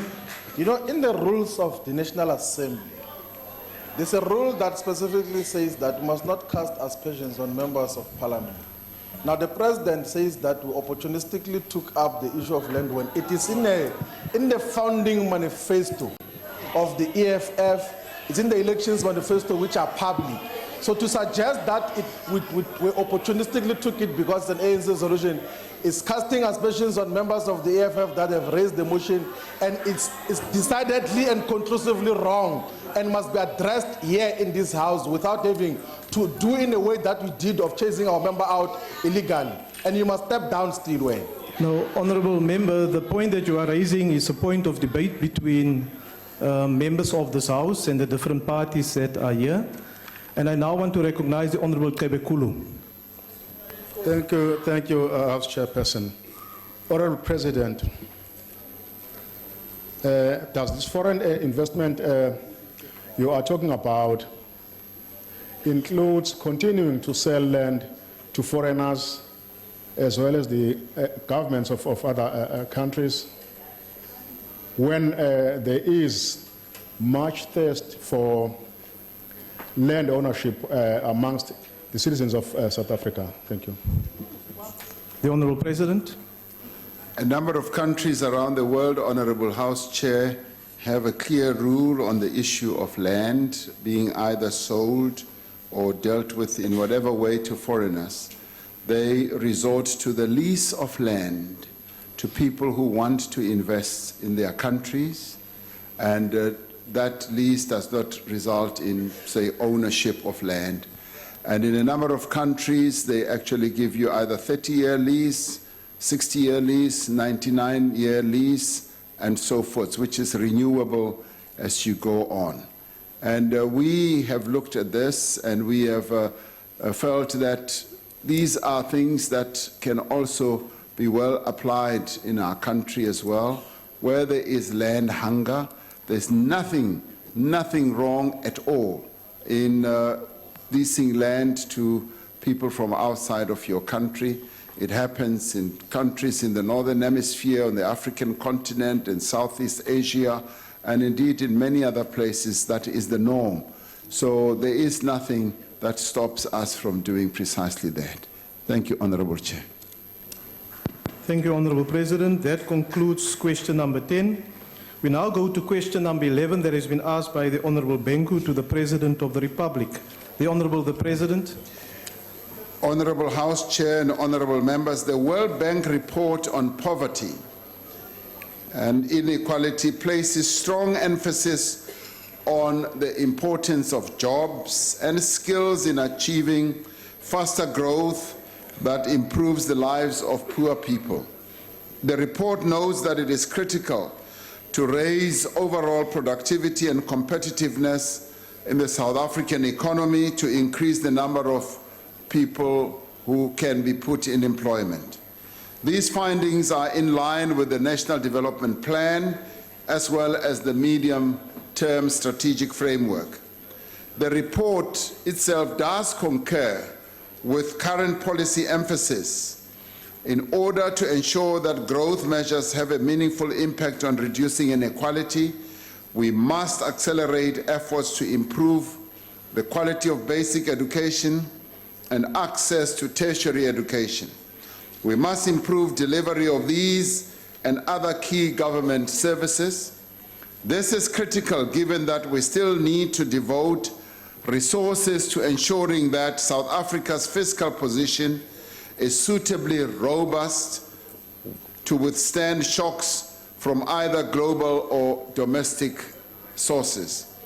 As outlined in the Budget Review 2018, some of the measures we need to take to increase investment and raise productivity include efforts that we must take to improve investor confidence, institute telecommunications reforms, lower barriers to entry, reform transport infrastructure, and support tourism and agriculture. The World Bank report confirms our view that it is not sufficient to accelerate economic growth alone. We need to ensure that such growth is accompanied by the creation of jobs so that we do not have jobless growth, but it is also the type of growth that should lead to the support of poor people in our country. It is for this reason that we began preparations with our social partners for a job summit later this year so that we can collectively start focusing on tackling the whole challenge of unemployment. Our expectation is that these efforts will help further increase the impact of recent labor market support policies, including the employment tax incentive, the national minimum wage, and indeed the youth employment service. While the World Bank report presents a sobering view on the challenges in our economy, it provides useful recommendations that are supportive of and consistent with the programs we are currently implementing. The World Bank report is a mirror that we should use to look at ourselves and to look at the effectiveness of the policies that we have embarked upon. We have good policies that we keep improving on an ongoing basis, and when the World Bank issues such a report, we pay heed because through their reports we're able to compare ourselves with what happens in other economic environments across the world. Thank you very much, House Chair. I've been informed that the Honourable Phelps will take the follow-up question. The Honourable Phelps. Yes, thank you very much, Honourable Chairperson. Mr. President, I share the view expressed in the World Bank April 2018 report that the government's National Development Plan directly addresses the triple challenges of poverty, unemployment and inequality. It further acknowledges, does this World Bank report, as you know, Mr. President, that this plan for implementation of the government's policy is moving in the right direction. The report, Economic Update, Jobs and Inequality, show that the government's improvement in education among the poor is beginning to show results, with the disadvantaged people gaining skills and their share of labour income increasing, albeit slowly. In recognising the slow economic growth experienced by the country, the World Bank suggests improvements in economic growth coupled by the interventions already expressed in the National Development Plan. And of course, we see, Mr. President, that you are addressing this as a start with your investment journey around the world and the appointment of envoys, and that the improvements in education are supported by teachers' capacity, accountability and financial support for poor university students. So please, Mr. President, tell this House and fellow South Africans what other interventions government is driving to cut the poverty rate by more than half, from 10.5 million to 4.1, and how we are reducing the Gini index of inequality, 63 in 2017 to 56. and under your presidency,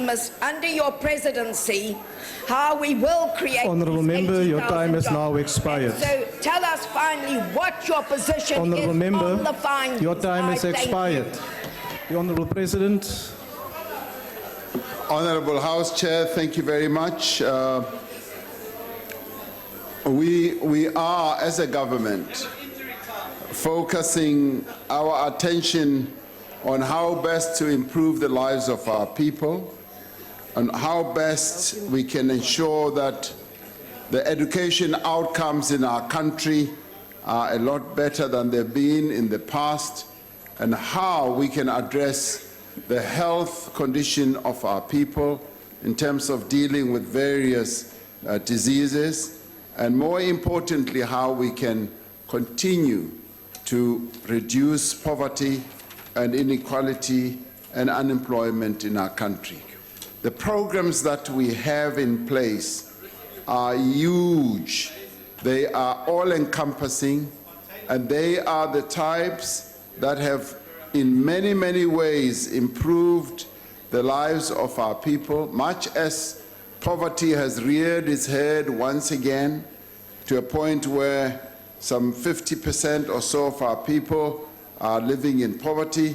We need to do exactly much more than we have done in the past. Around 55% or 30 million people in our country live below the national poverty line of 992 rand per month. This is a matter of great concern to all of us. We need to make sure that we do move beyond this. In the past we have, and now with the economic conditions having worsened in the way that they have, we have indeed found that we have backtracked. But having done so, we are quite aware of the fact that the policies that we have can be made more effective, and we can address the challenges that our people are facing if we become more focused, if we implement precisely the policies that we have.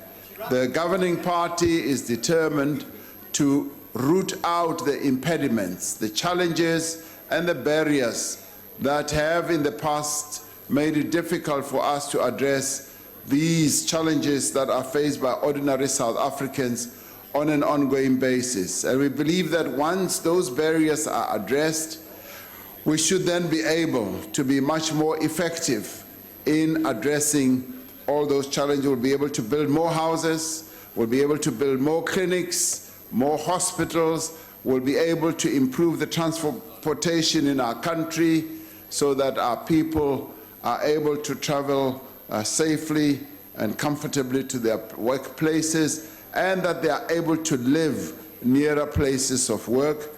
And we will be able, Mr. House Chair, to move the lives of our people much higher up than where they are. The problems are known to us.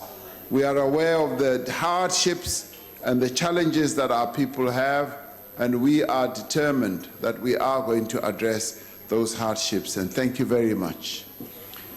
Thank you, Honourable President. House Chairperson. Yes. House Chairperson, I find it very odd that the President had a pre-prepared What is the point response. of order, Honourable It's in Member? terms of the supplementary question rule. No, These are supposed to that's be all, spontaneous. you're making an observation. But is the President That's not the point of clairvoyant order. now that he's able to Please take determine your what seat. questions are coming? I want He's to got a ask written your response. leader to ask his question. Honourable Maimane.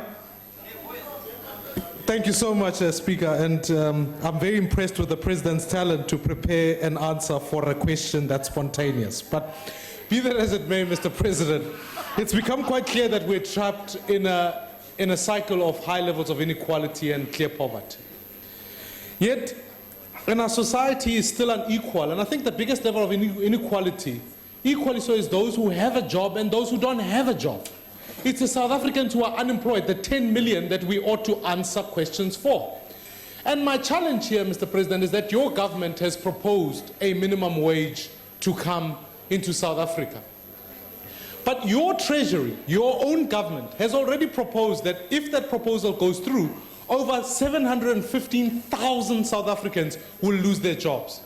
So surely, Mr. President, is it not time I want to hear from you. What plans do you have to mitigate against those who will lose jobs? And whether is it not time to consider a job seekers grant to help South Africans who are unemployed get work?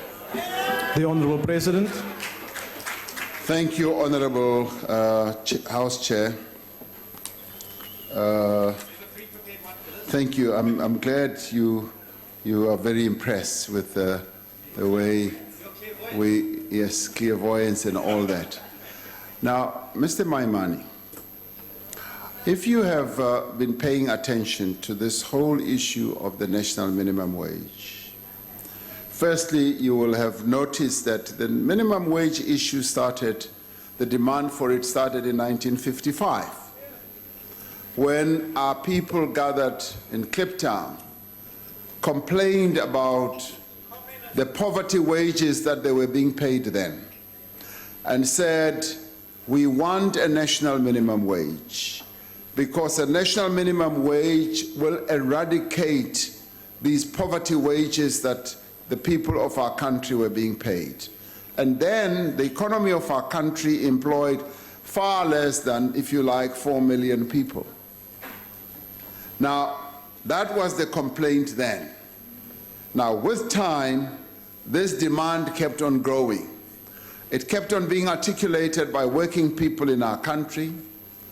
And when President Zuma said that we should immediately look into the issue of the minimum wage, we did so. And as we did so, Mr. Maimane, we did a research by top-class professors in our country who told us in their report that there are some 6.6 million people in South Africa who earn, on a monthly basis, less than 20 rand an hour. And they also said there are people in our country who are working people, given that we've got 16 million people who are in our country who work, working people earn even 750 rand a month, who earn 1,500 per month. Now, those are truly poverty wages.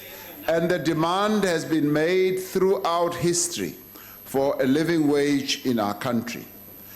And in collaboration, and listen to this, in collaboration with the unions, with community-based organizations, and indeed with businesses, many of who support your party, the business people who are hard-nosed, focused on profit, finally said, yes, it is important that we should have a national minimum wage, because we can no longer, as we signed the Ekurhuleni Accord, we can no longer have a situation in our country where people have poverty wages. That was a collective decision, the wisdom of people who applied their minds. And by the way, many of the business people who were there are people who run businesses, who know what they are doing, who are eking out a living out of running their own businesses. They said, this is precisely what this country needs to do. And remember, we are not the only country in the world that has embraced a minimum wage. Many countries, actually, if you go to the ILO, the International Labour Organization, they will tell you that more and more countries around the world are embracing a national minimum wage. They are embracing it, including developing economies. You look at Brazil, you look at a number of countries in Southeast Asia, and shut up, you stay nazen and listen. You look around the world. I want you to shut up. I really do want you to shut up. President. Because Honourable members. continues to make a noise and is not listening. Honourable members. Honourable President, will you just take your seat, please? Why are you rising, Honourable Steenhuisen? House Chairperson, the Honourable President told me to shut up. I'd like him to answer, but shut up is unparliamentary. And if you're going to hurl EFF members out for telling him for deliberately leaving Honourable out, President, the rule must apply will to you him. He withdraw, must please? withdraw. I am prepared to withdraw, but I'd like Honorable Steenhuisen to listen, because we are Order, honourable really, members. Order. you know, you are touching a very sensitive issue. Order, honourable members.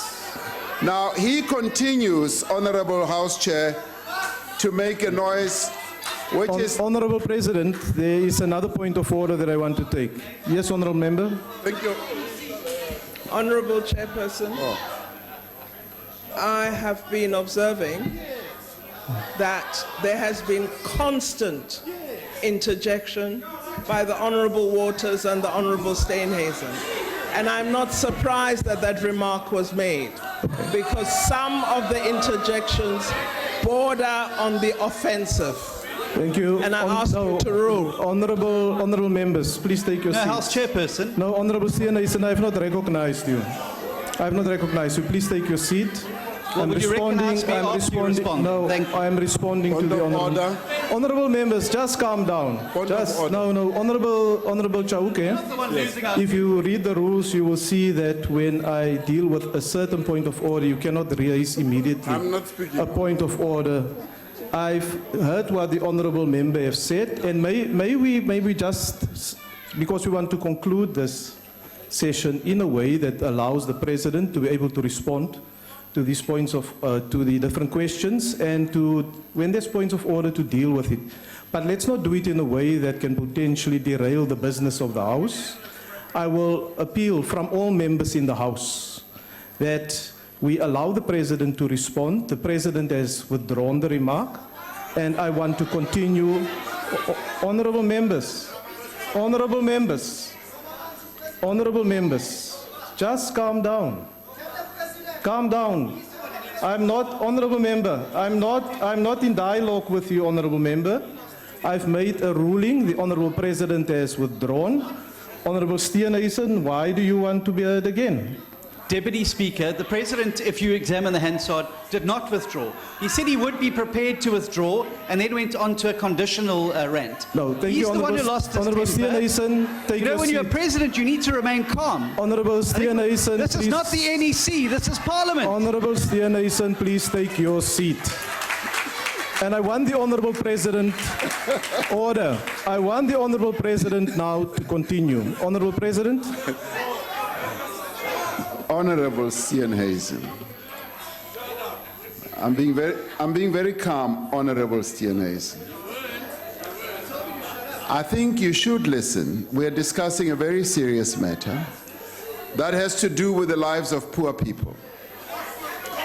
And it is your continued interjection, which included, you're talking nonsense, which included other expletives, that I responded in the way that I did. Because your leader has asked a question which I'm seeking to respond to, and to the extent, and I did say, shut up, and I've withdrawn that. And possibly I should have said, Mr. Steenhuisen, please keep quiet while I talk. So in future, Mr. Steenhuisen, and I'm saying it very calmly, please keep quiet. I'm talking. So, Honourable House Chair. Order, honourable members. What I was elucidating. Deputy House Chairperson. Honourable Steenhuisen, why are you rising now? Yeah, I'd like to address you in terms of Rule 85, if I may. Yes, honourable member. The President said that I'd used expletives against him. This is casting a deep aspersion on me, and I would ask him to please clarify what expletives I used. Otherwise, he must withdraw or bring a substantive Honourable motion. member, no. Honourable Steenhuisen, take your seat now, House please. Chairperson, the President accused me of using expletives. I've never used an expletive against the honourable member. And he needs to toughen up. Honourable This is not the MTN board or the NEC. It's Parliament. It's a robust environment, and he should learn. Honourable member, take your seat. Honourable members, I've made an appeal to both sides of the House that we allow to engage each other in a respectful manner. And please, let's do so. Order, honorable members. Yes, honorable member. You know, Chairperson, yabona President, that's why belungu khuluma nawe kanje. Nibanikeze umhlaba nifuna ukuthi uthathe. That's why besukuma bavele wandelele nje. Sanuyenza, basathethe umhlaba, yiwo la belungu sebedelela nje. Thank you, honorable member. Please take your seat. Continue, honorable President. No, what I was elucidating was that... Order, honorable members. Honorable Maimani, with 6.6 million people earning way below 20 rand an hour, we collectively, business, labor, community-based organizations and government were faced with a choice of having to say, do we leave those 6.6 million people to their own fate, where they continue to earn less than 20 rand an hour, and say, market forces will continue to look after you? Or do we say we are going to peg a minimum wage at a much higher level, which would have wiped out quite a lot of employment? And we chose the middle course. The middle course, which we believed was a much more reasonable way of addressing the plight of 6.6 million people, but at the same time ensuring that we do not destroy jobs. Now, yes, a report came through that if you implement the 20 rand an hour, yes, you would be able to wipe out 750,000 jobs. And we asked ourselves, what is the lesser of all the evils? Do we peg a minimum wage at 12,000, where we would wipe out maybe 8 million jobs? Do we leave those who are earning less than 20 rand an hour to their own wiles? Or do we embark on a middle course? A middle course, yes, which would result in 750,000 people losing their job. We chose the latter. But we also said we are going to allow those companies that are going to face great difficulties in paying the 20 rand an hour to come forward and apply for exemptions, so that we do not get people losing their jobs. And as it has turned out, a number of those companies have come forward, and when they do come forward, they have to apply and justify why they are not able to pay that minimum wage. And through that, we are going to be able to minimize the loss of those 750,000 jobs. We are going to be able to lift 6.6 million people out of income poverty or low wages, and at the same time, we are also going to take care of those workers who work in the farms and those workers who work in our houses, domestic workers. We're going to give those employers an opportunity to upgrade those wages over time.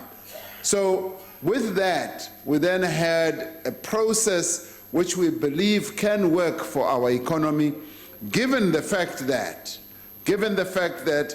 all over the world there is a wave of minimum wage processes where countries are beginning to embrace the minimum wage movement, if you like. And we had the best world experts from the ILO, from our universities, from a number of countries, both developed economies and developing economies. And we had the best advice, if you want to know, to arrive at this minimum wage that we crafted. Now, this is a foundation. This is not a living wage, as we have said. This is a wage below which no worker in South Africa should be paid, except for domestic workers, as well as for those workers who work on our farms, only for a limited period. And they will also be lifted to the level of the minimum wage. Now, the minimum wage is going to be regulated by an employment commission, which is going to be able to review this minimum wage on an ongoing basis.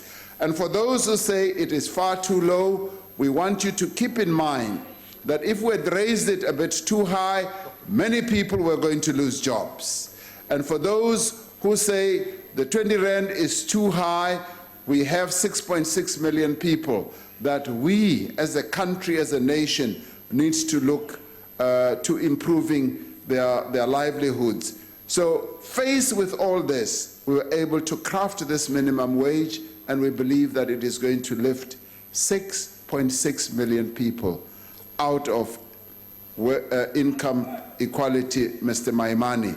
And I'm sure you can agree to that as well. Thank you very much. The next follow-up, Honorable Lokota, why are you rising? I'm rising on a point of order, Chair. Yes, Honourable Member. I did not want to interrupt the response of the President, but just before the President did that input, this gentleman here, next to Mr. Shivambu, I forget the doctor, I forget your surname, I'm sorry. Honorable Dlamini, no, I must say this. He addressed you and then he turned to say to the President, abelungu sebethi kanje bakhuluma kanjena ngoba nibavumela ukuthi bathathe umhlaba. Now I'm rising on this issue. That is a racist statement. Honorable Lokota. That's a racist statement. Thank you. That should not be allowed in this house. You must go and listen to the Hansa. Thank you, Honorable Lokota. And let me say, make my request. Now, Honorable Shivambu, let me just deal with this point of order. Let me make my point. You must listen to that statement and get your table to assist you. You must return a ruling on this thing. No, we cannot allow people to address each other here in racial Honorable terms. Lokota. Please take your seat. We can't do that. No, the context is very clear. It's racist. Take your seat now, Honorable Member. Now I will listen to the recording and look at the answer. Honorable Shivambu. I want to plead that we must ignore the ideological confusion of. No, Honorable Shivambu, I've said I will look at it. And continue with this process. Thank you. Thank you. The next follow-up question is to be asked by the Honorable Schlengwa.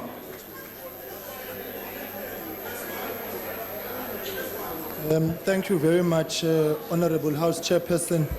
Mhlonishwa Mengameli, whilst we're dealing with pushing back the frontiers of inequality, the biggest challenge, of course, insofar as inequality is concerned, is that women bear the brutal brunt twice of inequality, particularly black women. They first are oppressed because they're women, and secondly oppressed because they're black, in terms of the economic outlook is concerned. And of course, the gender pay gap, depending on what statistics you look at, is anything between 15% and 27%. And so whilst you're dealing with this inequality, what measures are you going to put in place to ensure that whatever growth South Africa realizes pulls women out of the challenges that they face currently, whether it's work pay, the oppression in the workplace, because it's all good and well to electioneer around slogans, pants, women abuse, and so on. But it needs to form part of a broader package. Remember, your time is now expired. Second, President, is that those at the far end of the economic spectrum receive grants through SASSA, and in the main, they're women.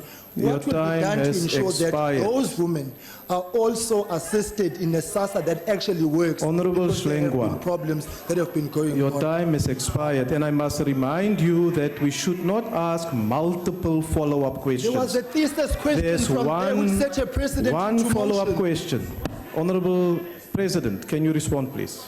Thank you very much, Honorable House Chair. Yes, indeed, the issue of equalizing pay between men and women is an important one, and it is a challenge that we've got to address because it continues to be a burden on many women in our country, where women are paid unequal pay for equal work, and we are saying women should be paid equally as men are paid for the equal work that they perform. And this we would like to see being enforced through indeed our Labour Department, because it is discriminatory, it is unfair, it actually also violates the human rights of women in our country. So if you are doing a piece of work that is equal to a man's work, you should never be paid anything less than what a man gets paid. But unfortunately, that keeps on happening not only in our country but all over the world. Many of us will have read about how in a number of countries, even your more developed economies, women continue to be paid much less than what men get paid. And in our own country, we need to meet this challenge and address it so that we eliminate it. We cannot talk about equality between men and women in terms of our constitutional precepts, but at the same time, when it comes to remuneration, the benefits, the treatment, the treatment is unequal. We therefore need to ensure that it is equal treatment and equal remuneration, equal benefits for work that is done on an equal basis. So that we will want to move on and ensure that it does indeed happen, and our Labour Department will be ensuring that it does happen. Thank you very much. Thank you, Honourable President. The next follow-up question is to be asked by the Honourable Kubisa. Thank you very much, House Chairperson. Honourable President, it's true that a plethora of socio-economic challenges still impact negatively on our country. And of course, that includes inequality, poverty, and employment. But of course, there is these issues of fronting and labor brokerage that still bedevil the work situation and job creation. What is it that the government is doing tangible to deal with these issues? Because there are these companies, they still continue to use labor brokers and also this fronting. People find themselves in companies and they're not paid anything, and they don't know whether they are called directors, whereas they're not getting anything for being directors of companies. What is it that the government is doing tangible to deal with those issues? Thank you. The Honourable President. Thank you, Honourable House Chair. The issue of labor broking has been raised on a number of occasions by our colleagues and our fellow citizens in the labor movement. It continues to be a huge problem that they encounter, and they've raised it on a number of occasions. I know for a fact that the Labour Department has sought to address this through regulations, but still our labor movement colleagues are still not feeling the effect of the regulatory processes that have been put in place. And when you look at it, you find that, yes, the labor brokers tend to earn quite a lot of money, much more than they pay the people that they put in employment. And of course, the complaint is, in the end, those workers who are brought through into employment through labor brokers do not enjoy the benefits. They do not get permanent employment, and they are tossed from pillar to post, and they are employed for certain periods and then tossed out. Now, these clearly, in my view, still needs to be addressed. We need to find a solution that is going to be satisfactory to all and sundry. We cannot continue having a situation where our labor movement colleagues continue to complain about exactly the same thing in the way that it continues to manifest itself. Now, I will be seeking to have in-depth discussions with the Minister of Labour so that we find a better way of addressing this issue of labor brokers, because it has gone on for too long, and workers feel that they are suffering at the hands of labor brokers. And indeed, we need also, of course, to hear what these companies that are involved in this sector have to say, but our primary concern must, in the end, be to address the issues that workers have been raising through their trade unions. So I will want to see it addressed more effectively. Thank you very much. Thank you, Honourable President. That concludes that question. The last question on the order paper has been asked by the Honourable Gallo. The Honourable President. Honorable House Chair, honorable members, small and medium enterprises are an important part of the South African economy. They support more than 60% of employment in our country and are engines for growth and transformation. It is therefore critical that we continue to pursue measures that will open up the economy for small businesses in South Africa. The Competition Act and the competition authorities, including the Competition Commission itself, are important institutions and instruments that are aimed at addressing not only matters relating to competition, but also economic concentration and public interest. When investigating whether a merger can or cannot be justified, the Competition Commission must consider the impact on employment and on the ability of a small business, and especially firms controlled or owned by historically disadvantaged South Africans, to compete in their chosen market. The competition authorities are required to apply a case-by-case test on the appropriateness of imposing conditions on mergers. With respect to the specific decisions of the Competition Commission that were referred to by the honorable member, in 11 of the 12 approved mergers, the Commission found that the proposed transaction was unlikely to sustainably prevent or lessen competition in any market and did not raise any public interest issue. In one case, namely, the acquisition of the cast products division of Score Metals, the transaction was approved on condition that, among other things, the proposed merger would not result in any retrenchment of employees for 18 months after the implementation of the merger. South Africa has led the way globally on matters of public interest. Many authorities around the world are now beginning to recognize the importance of these responsibilities to support the public interest through their competition laws. There are a number of instances where the efforts of government and our competition authorities have led to the opening up of markets and the protection of important industries and jobs. Some 58,000 jobs were saved and 6,500 jobs were created through conditions stipulated by the competition authorities through mergers proceedings between April 2014 and 2016 financial year. In its budget vote later this week, the Economic Development Department will provide details of the latest in this financial year. As a country, we have begun to more effectively use our competition laws as well as institutions as instruments of economic development and transformations, and as indicated in the State of the Nation address, we are working to amend the Competition Act with more public interest prominent in the decisions of the competition authorities.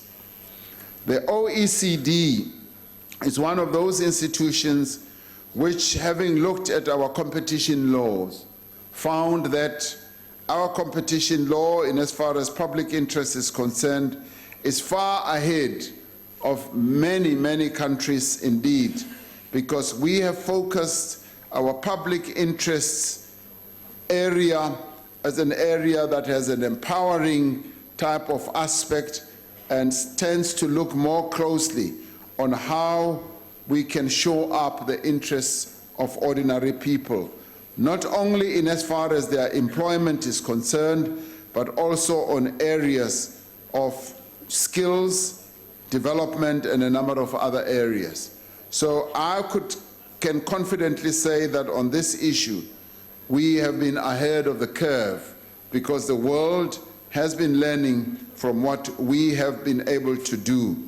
Much remains to be done, and this is being looked at more closely as we begin the process of amending our Competition Act, so that our Competition Act also deals with issues of concentration, also deals with issues of how we can utilize the Competition Act as fostering empowerment amongst the people who were previously prevented from entering certain businesses and certain sectors. This is an area of great development for us, and it's an area that, having addressed it in the State of the Nation address, we want to focus more attention on, because it is where we want to foster more change and development in our competition laws. Thank you very much. Thank you, Honourable President. The first supplementary question is to be asked by the Honourable Gallo. Thank you, Honourable Chair of Chairs, and thank you, President, for your answer. It is common cause, Mr. President, that small and medium-sized enterprises generate employment and unlock the economic prowess of the country's outlook, as you have also alluded to that kind of effect. Adam Smith has written quite extensively on this. What steps have you undertaken to interlock the work of the Ministry of Small Businesses in promoting local enterprises with the Competition Commission's assessments of mergers and acquisitions?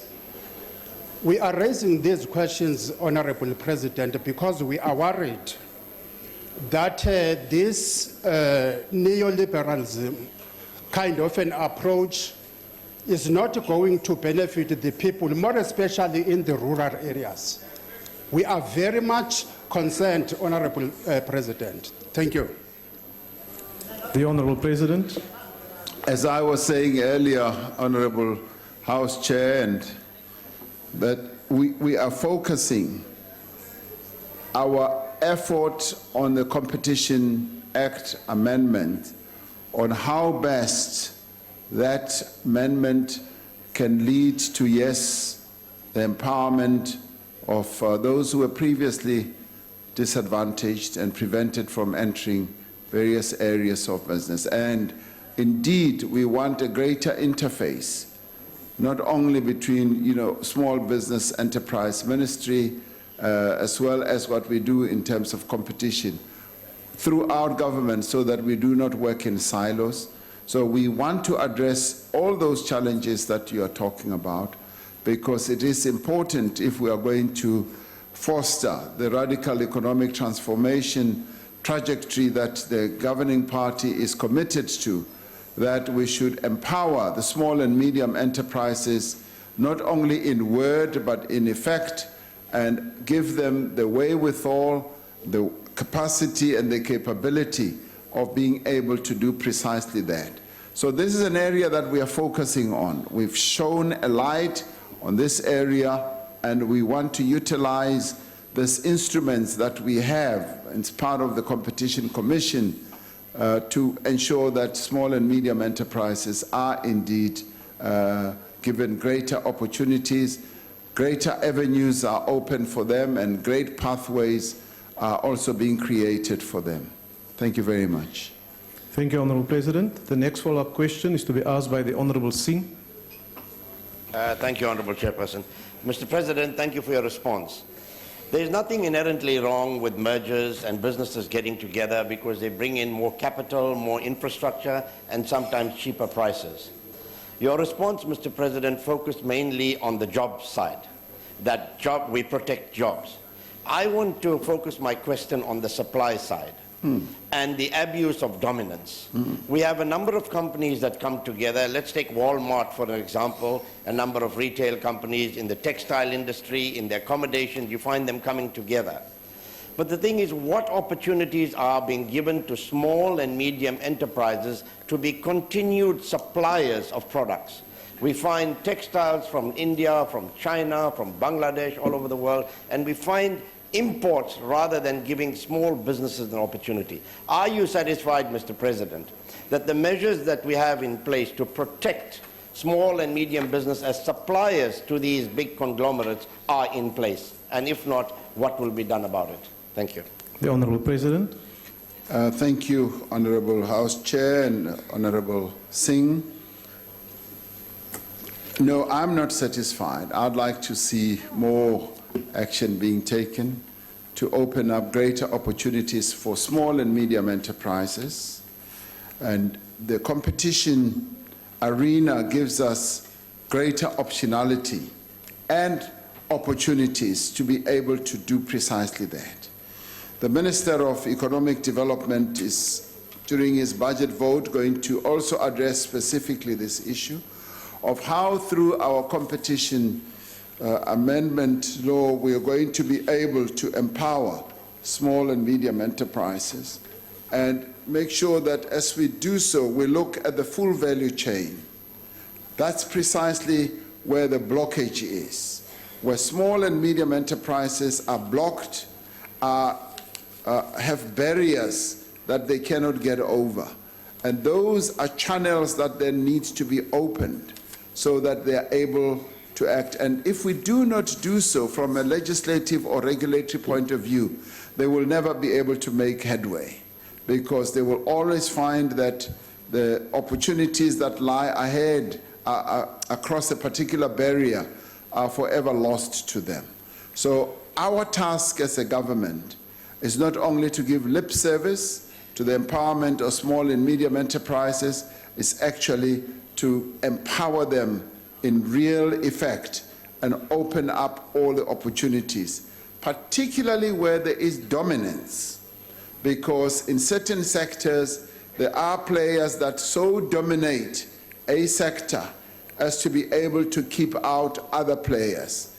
And we have embraced a mixed economy trajectory in our country where competition should be the order of the day, where those who are good at doing particular things, producing goods and services, should be given that opportunity without facing barriers that are going to make it impossible for them to thrive and to succeed.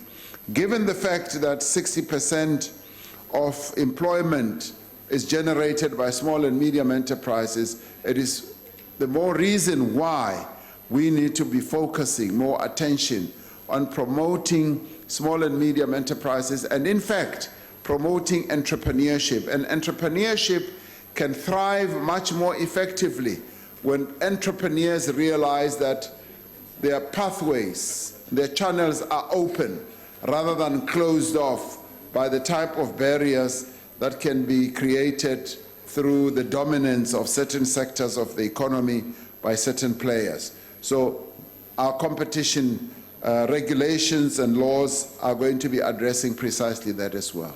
Thank you very much. The next follow-up question is to be asked by the Honourable Maimane. Thank you so much. Mr. President, I think you always have said that we need to work together to deal with the issues of the economy. SMMEs, without doubt, are the backbone of the economy and job creators. I'm of the firm view that the future of countries is cities, because cities play a key role in breaking down regulatory burdens, etc. And where the cities that we govern, in Joburg, Tshwane, Nelson Mandela Bay, Cape Town, in coalition, we've also ensured that actually SMMEs have centers where they can come and get advice. We've shown ultimately that we've opened funding for people. So my request to you is that if that becomes true in places like Joburg and Tshwane, where jobs can be created and we're showing them, can I ask you to help with the metros that the ANC governs, where in fact we can ensure that the same is rolled out, that we have SMMEs hubs there so that people can actually get helps to start their businesses and actually create work for our people. Could I ask you to do that, Mr. President? The Honourable President. You just took my answer sheet. Where is the answer sheet?